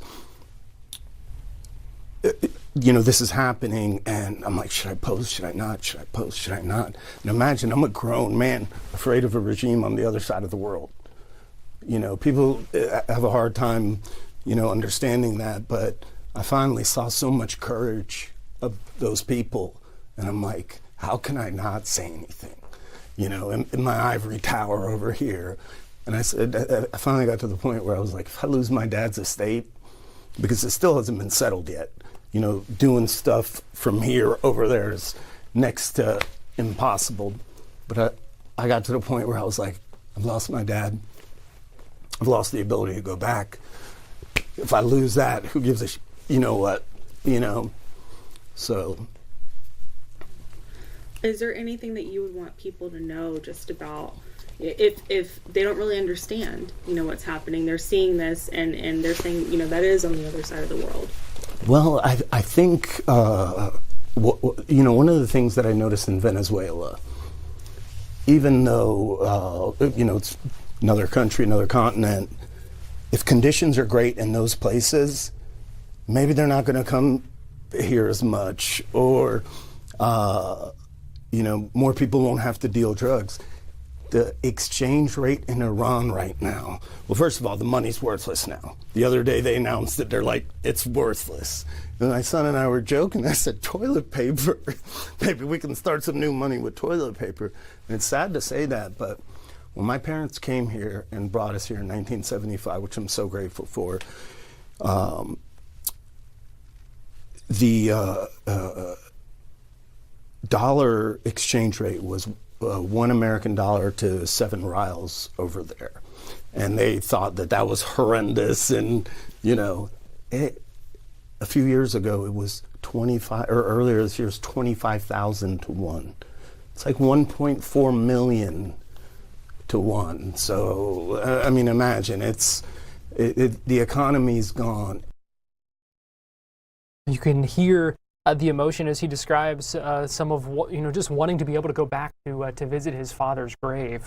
Quite an interview with Fox 13's Brianna Arredondo there. Let me give you a live look right now in Toledo, Ohio, where we're expecting to hear soon from Trump administration officials, including Transportation Secretary Sean Duffy, the EPA administrator, and a U.S. trade representative holding a news conference at this Stellantis plant in Toledo, Ohio. You see freedom means affordable cars on the podium there, expected to talk about the affordability of cars manufactured here in the United States. You're going to hear from the EPA administrator as well, so maybe some more announcements when it comes to fuel efficiency, things like that. So we will see, and stay in tune for that. Again, live look right now inside that Stellantis plant in Toledo, Ohio, with several Jeeps in the background there. We're going to take a break right now here on Florida Live, but we'll be right back after this, so keep it here on Fox Local YouTube.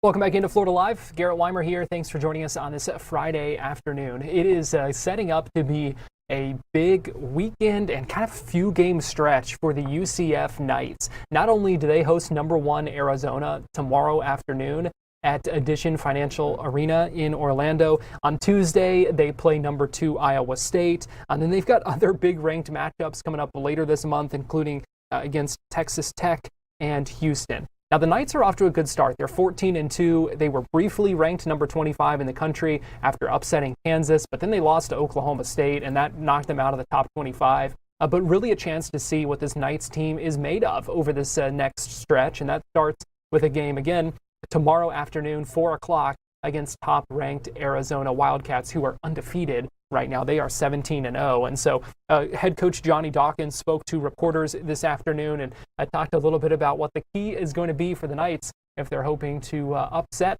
the #1 team in the nation. Big 12 basketball, right? Every night's going to be a challenge.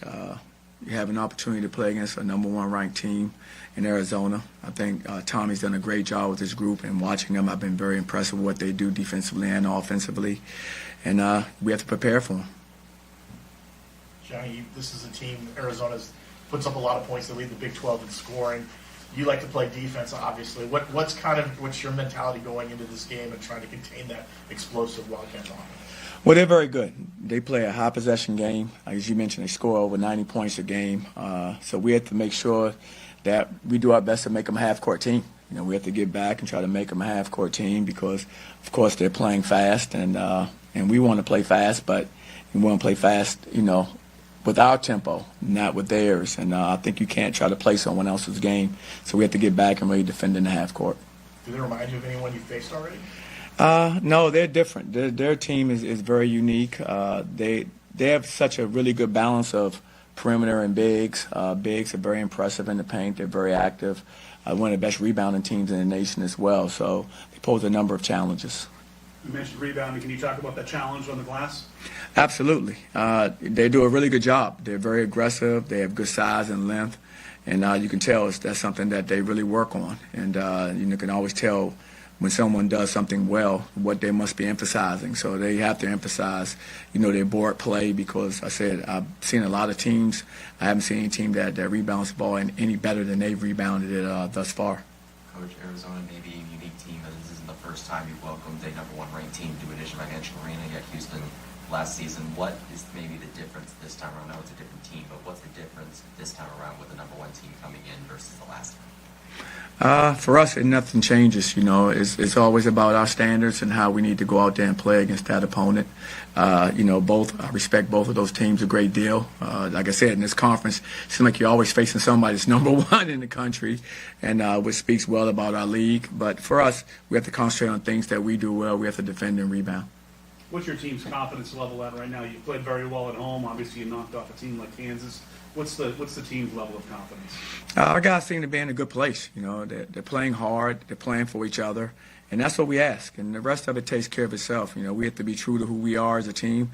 And we know what our standards are, and we need to play to those standards every night. And tomorrow will be no different. We need to play, our style of basketball. You feel like your team has established an identity at this point? I think we are establishing an identity. I'm not sure if we fully have it to the level I want to see us, be at, but we're working towards it. Like I said, we're still a little bit of a work in progress with these guys.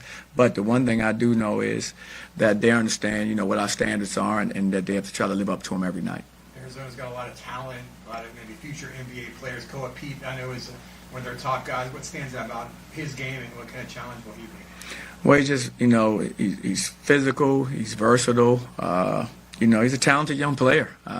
It's amazing. We faced some talented young players this year, and this is another one coming in our arena. So,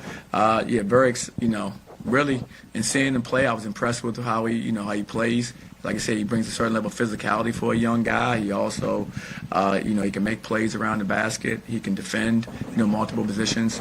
It's going to be a really good young player. Johnny, you've played against, I'm sure, a top-ranked team. When you're at Duke, and you've coached against at least I'm sure at some point in your coach career. Players, I know you don't want them to look at the name on the jerseys, and we talked about that before. But how do you get them maybe not to worry about the number that's in front of the name of the team as like a #1 team coming in this weekend? Well, because it's really about us. I think if they're very talented. Like I said, Arizona's a storied program. Like I said, they're well coached. They come in, they're #1 ranked. They have all the things that a terrific team has. And so we have to concentrate on us. I think if you start looking at all of those things. Big game for the Knights, big stretch of games for the Knights. We will see how they do. Again, tip-off tomorrow, 4 o'clock at Edition Financial Arena for that game against top-ranked Arizona. Well, we are out of time here on Florida Live today, but our live streaming coverage continues in just a couple of minutes over on Fox Local and on YouTube. So if you're already watching us there, sit tight. Nothing's going to change. Do want to let you know, again, we are getting ready to talk with Congressman Corey Mills, who's going to join us live on the program. We hope you join us for that. We're also monitoring that news conference out of Toledo.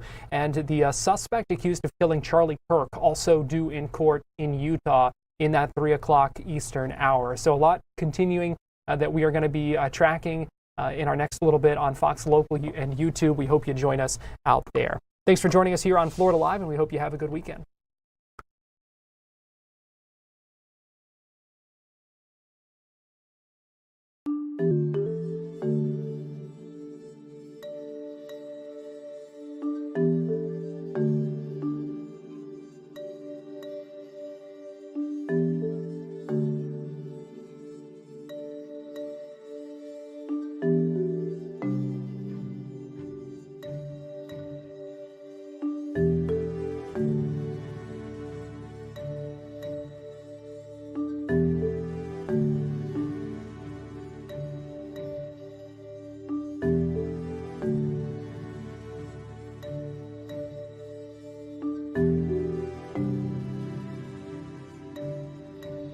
Thanks. Appreciate it.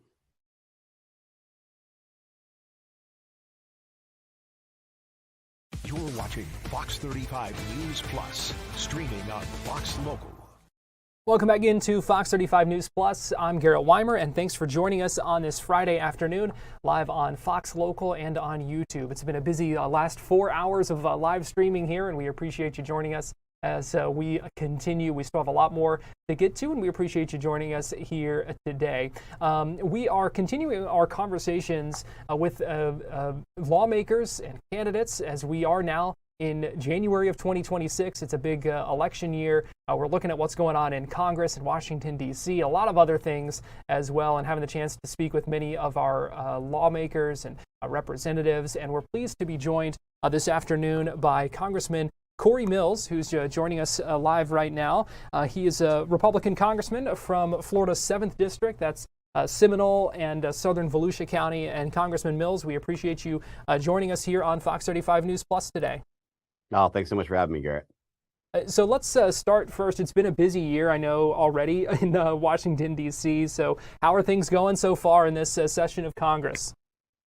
Well, look, I mean, we've come out swinging hard. I mean, when you think about the idea of what we've been trying to do with the One Big Beautiful Bill, with looking at the necessary tax cuts, and especially even helping with, for example, families who, you know, 2 or more that is making, say, $73,000 a year or less, they'll pay nothing into taxes this year. No tax on tips, no tax on overtime, no tax on Social Security, no tax on American auto loans. I mean, these are big steps that are really prioritizing the American families, and that's been a big piece of this. But then also, it's been very heavy on making sure we've got the robust and strong military that we actually expect when you think about a peace through strength method, keeping the Western Hemisphere safe, helping with border security, looking at the $1.6 trillion in cuts. I mean, it's been a very busy legislative session. And I know that a lot of Americans aren't feeling the full effects of it yet. But what I can tell you is that you're going to see that trickling in effect, especially around tax time. And we're certainly going to continue to push to make sure that we better American families' lives. What's your top priority right now in Congress? Well, right now, for me, the biggest thing is looking at the working families and guaranteeing the safety and security, you know, stopping the criminality that's going on, making sure that we're stopping and continuing pressure on the illicit drug trade, helping to protect the kids who are actually continuing to be endangered by the purveyors, these predators, if you will, especially around the Central Florida, you know, I-4 corridor. I mean, we have to think about what all that entails. And so, you know, I recently just got $9 million into the district there in Seminole County, for example, that focuses on upgrading our law enforcement officers' equipment, making sure we got child early detection for awareness when it comes to predators trying to prey upon children for trafficking. We've got a juvenile mobile crisis program that'll help with keeping our juvenile families and our children out of the court and the jail systems. And so really, it's just been about serving the people of Florida 7th District and guaranteeing that they have more money in their pockets and more programs available to them. You sit on the House Armed Services Committee. I'd like to get your thoughts on the president's recent intervention in Venezuela and his threatened intervention in some other countries as well. Your thoughts on that? Well, I want to be cautious about utilizing the term intervention. I would look at it more as a law enforcement indictment than anything. But I think that what you saw was the removal of an illegitimate president, an illegitimate leader who is the head of a cartel, who's responsible for thousands and thousands of deaths through the illicit drug trade. And so looking at the counter-narco-terrorism efforts done by the Secretary of War, looking at the pre-positioning to kind of look at this, if you will, this Trump corollary to the Monroe Doctrine of keeping the Western Hemisphere safe is really key. But furthermore, what people need to understand, and no one's talking about, is that this is more than just about stopping illicit drug trafficking, or this is more than just stopping the oil trade going to China and Iran, sanctioned oil. This is also about guaranteeing that our adversaries, Russia, China, Iran, and North Korea, who are geopolitically aligned, that we're actually preventing them and stopping and suppressing the amount of resources they have available to them. Because we have to keep in mind that China gets about 70% of their oil from Venezuela, and about another 20% of that comes out of Iran. And so the ability to try and help with American oil and gas to come in there and generate more revenue for the Venezuelan people, guarantee more oil and gas availability in the market, which continues to lower prices from the previous administration where it was up 48%. That's really another step in this peace through strength method. It's a denial and an obstruction of resources to our adversaries while giving it to the free market to allow us to be able to go ahead and understand what the cost implications are. President Trump has proposed a $1.5 trillion defense budget. I know just a minute ago you were talking about affordability and people concerned about the economy and those pocketbook issues here in Central Florida. I mean, when you're looking at that defense budget, that's a $500 million increase over the current year. And some folks may be looking at that and saying, is that really necessary? What do you think? Well, as someone who is a lower enlisted member in the United States Army, I can tell you what it is to try and live on an E1, E2, E3 salary. You know, a lot of that money is going to increasing the soldiers' salary so that their families can afford things. It's looking at taking child care from only 2 days a week to 5 days a week. It's investment into military construction to guarantee more housing on bases so that family members and the service members can actually not have to live off post at a higher rate. So, yes, it's about increasing defense and training and guaranteeing that we have the necessary innovation, technology, and equipment, but it's also about taking care of those who actually serve in our United States Armed Forces. And so, you know, for those of us who've served, I got out as a non-commissioned officer, you know, honorably discharged from the military. I can tell you that, you know, more resources and more assets for our service members is not something that I take lightly. It's like our law enforcement and our first responders, our teachers in the state of Florida and around the country. So it's about taking care of those who, you know, take care of our way of life. 2026, a big midterm election year. Obviously, the House of Representatives up for re-election as well. A lot of races that analysts across the country are watching closely this year. One of those that we know they're watching is your seat, the 7th Congressional District, what has previously been a solid Republican seat that analysts and poll watchers say may be beginning to show some openings for Democrats potentially. Why do you think that is? Well, look, let's just go ahead and face the facts. The Florida 7th District has always been on the DCCC's map, especially when you talk about the fact it's one of the third lowest Republican rated seats. I mean, you have to keep in mind when I ran for this seat was previously held by a Democrat, which is Stephanie Murphy. So it's not anything uncommon. We also know that depending on which party's in the White House is always historically shifted towards the opposing party. So nothing shocking there. But what I look at is my record. I look at the fact that out of 28 congressional districts, we've gotten back over $87 million, over 5,250 cases, the highest in the entire state of Florida. We've continued to try and support and run exactly as we said, keeping promises made, promises kept. So I'm very confident in how the outcome of this is going to be. I understand the risks of running in a midterm, but I also understand the people of Florida 7th District because it's my home and it's where I live as well. You mentioned the DCCC, for those who aren't familiar, the Democratic Congressional Campaign Committee. They have said that the people of the 7th District deserve a congressman, a leader who is free from distractions. Congressman, frankly, you have faced a threat of censure 4 times in the past year. We know the House Ethics Committee has opened an investigation looking into potential campaign finance violations, questions over defense contracts, allegations of sexual misconduct. We also know there's an ongoing legal matter right now involving an ex-girlfriend where a judge has issued a restraining order against you. Can you adequately focus on the job the people of the 7th District sent you to Washington to do with all of that going on? Well, I would correct you really quickly and ask you to just recheck your facts. First, there is no ongoing criminal anything. There is no actual pending injunction or restraining order that's going on.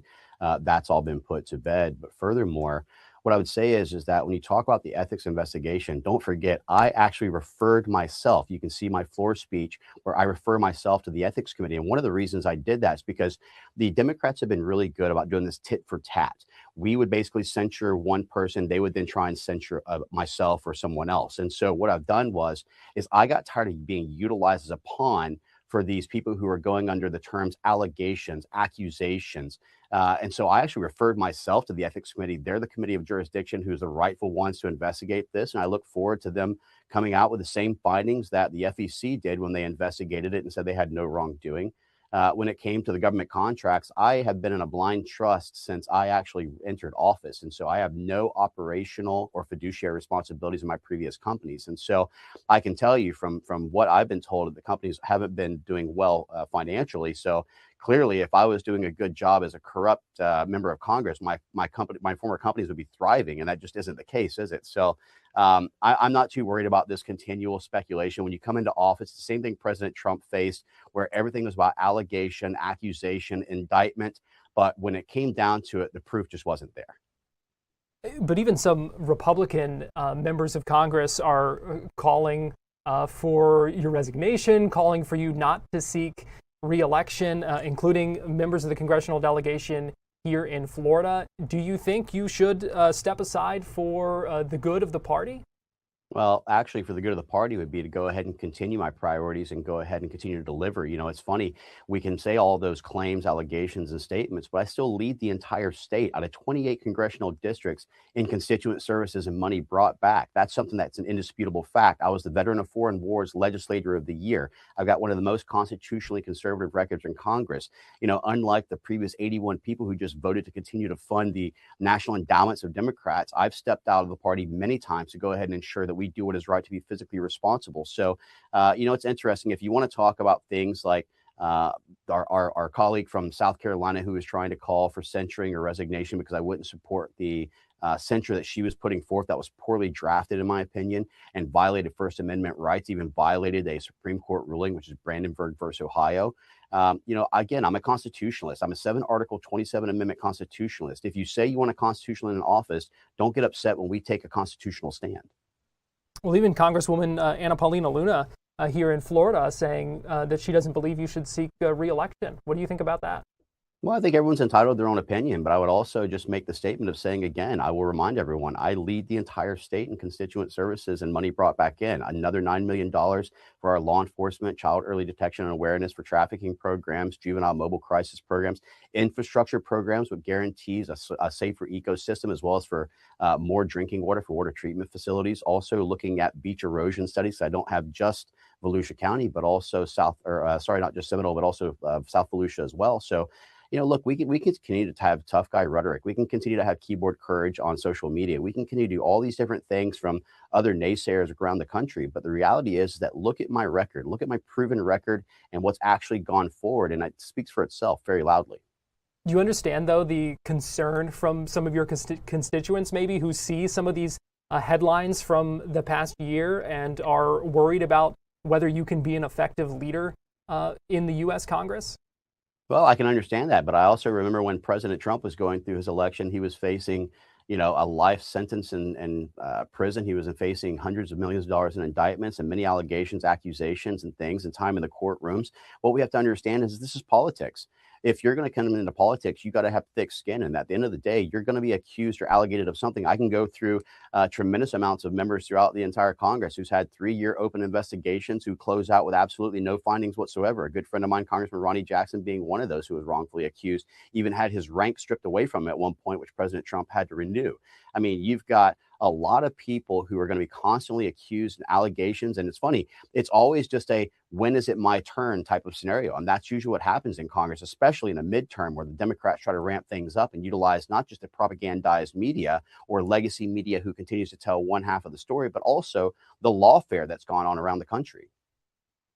Corey Mills, Congressman Corey Mills, last thing I ask you before I let you go here, just what is your message to voters as we do get closer to this election and this midterm year? Well, again, I think that my biggest thing to our voters is that thank you. Thank you for the honor, the privilege to continue my service from the military, from the State Department, from various government entities that I'd worked for, as well as for here in Congress. You know, it's been an honor just being able to serve the people of the Florida 7th District. And I'm going to continue to fight for the people of Florida 7th District as I have and as my record shows. And as more money goes into your pocket, as your fuel costs lower, as your children are more safe in the streets and your education free of things like DEI and CRT and ESG and our corporations and our military, et cetera, we're going to continue to work on behalf of the American people. And that's what it's about. It's 3 simple things. It should be about America, American interests, and the American people. And so I'm going to continue to fight, and I'm thankful for that opportunity. So God bless you. Congressman Corey Mills, Republican from Florida's 7th District in Seminole County and Southern Volusia County. We appreciate your time today. Thanks for joining us here on Fox 35 News Plus. Thank you so much, Garrett. We're going to take a quick break, and we'll be right back.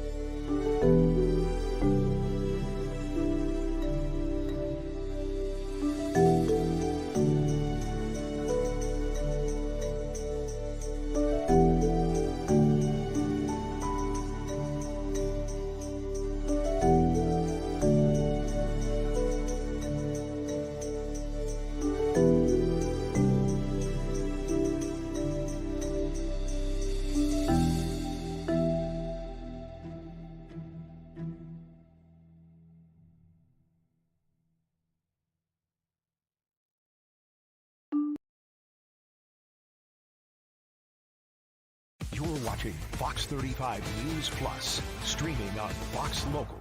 Welcome back into Fox 35 News Plus. I want to get you to Provo, Utah, where Tyler Robinson, the accused assassin, accused of killing Charlie Kirk, is in court as part of this hearing where his defense team is asking for the disqualification of the prosecutor in this case over a alleged conflict of interest. Let's go ahead and listen in live. We do know Tyler Robinson in the courtroom in person today, so let's go ahead and listen in. Because their position is no screening was necessary.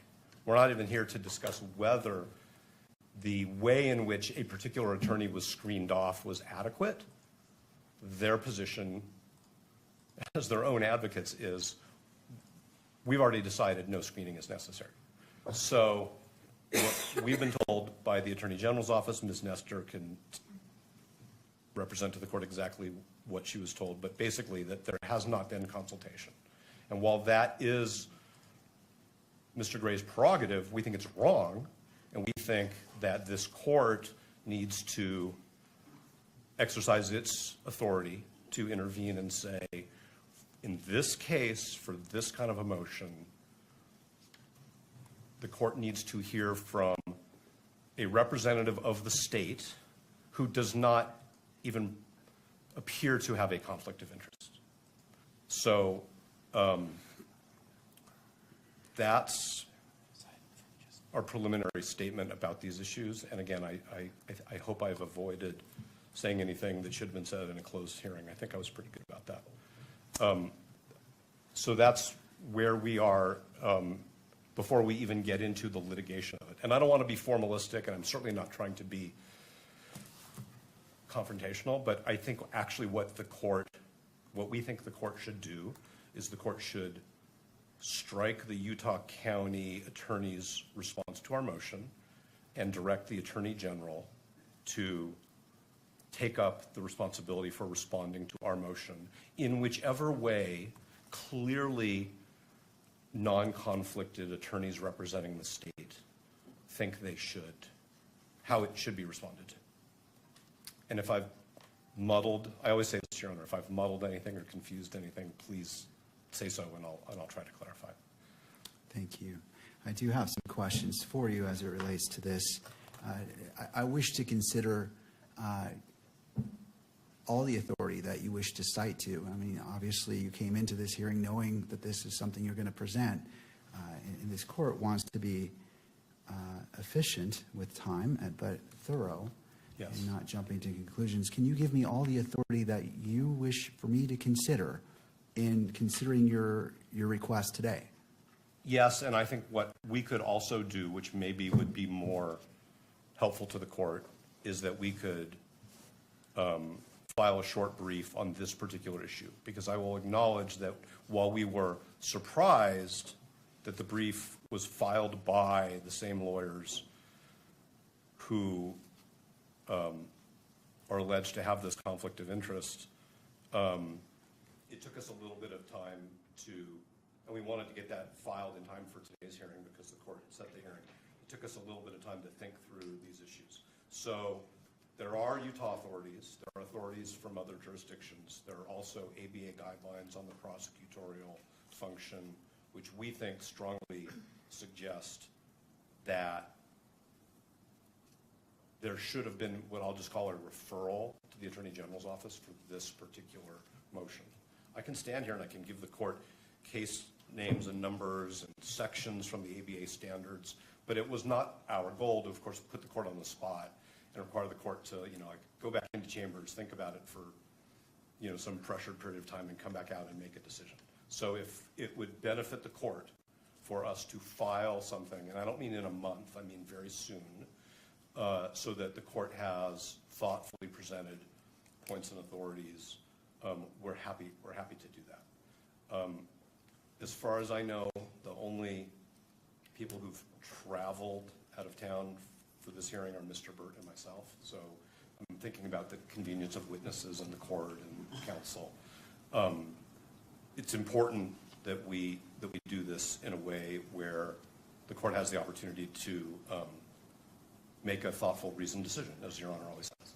So that would be our proposal, is that if the court is open to receiving authorities, that we recess this hearing for, whatever meets the court's schedule, whether it's a week or 2 weeks or a few days, and we can provide the court with something, and we'll come back. But we do think this is a serious issue, because I think the question of who litigates this issue on behalf of the state is in itself wrapped up in this conflict. And we want everybody to get this right. Thank you. Once. My question for you is, knowing this, why didn't you file a motion prior to today's hearing, knowing that the court would be in this position based off your request to prepare the court, prepare opposing parties, and to be efficient in our use of time? I'm trying to understand. I understand what you're saying, and I understand that things evolve, but I'm trying to understand why that wasn't filed in advance of the hearing to put the court on notice at the very minimum, and just to allow the court to do what the court does. I hear what the court's saying, and I think we can take responsibility for not sufficiently presenting the authorities that we think compel what I've just suggested should happen. We noted in our reply brief that the county attorney should not be representing themselves. And that's probably an inadequate message to the court. But we did file a motion to disqualify. And inherent in a motion to disqualify based on the conflict of interest, we anticipated would be that the state attorneys would seek representation from a clearly non-conflicted, appropriate prosecutorial authority, which, as I've done further research, and Mr. Byrd and Ms. Visser and Ms. Nestor and I have all done further research literally up until earlier this morning, we think it's pretty clear that this court has the authority to make that, I'm going to call it a referral. I think it's an order referring it to the Attorney General if the Utah County attorneys choose not to do so. And the additional information, which we did receive today, I'll just tell you that, was that there had not been any communication between the county attorneys and the Attorney General's office concerning this issue. So I'll fall on my sword if the court thinks I should be sanctioned for not bringing this up sooner. I hear the court, but we are we're juggling many aspects of this case all at the same time, some of which the court is aware of, some of which the court probably is not aware of, but the court can imagine. No, and I appreciate that. It's not the intent to sanction you. I understand that issues come up, and there's a lot going on, and so the court appreciates your candor and representation today. These items can evolve, and so the court is not finding fault with you. It's just hoping that as it requires a lot of time and resources for you and for fellow attorneys and for the opposing party and for other parties, we just might want to make sure we make the best use of our time when we're together. I hear everything the court is saying. I take it to heart. I understand what the court's saying, and we are cognizant of the time that the court devotes to preparation for these hearings. So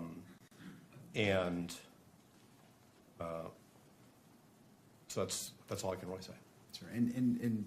And also for Mr. Robinson himself and the victim representative, Ms. Kirk as well. We just want to do our best, and I understand, and I'm not finding fault with you, sir, or your team. We've all been in court. We all know what happens, so I understand. I'll turn to the state. Oh, and I'm sorry. Is there anything further that you wish to represent? No, I could provide the court with more citations, but I'm just wondering if that's really the best way to give the court a list of verbal citations. I think with all consideration for, and we probably have, with all consideration for the fact that the court wants to be thorough and careful, and we do as well. We don't want to shoot from the hip, but I think that we just decided that this was something that we needed to bring to the court's attention in a much more fulsome way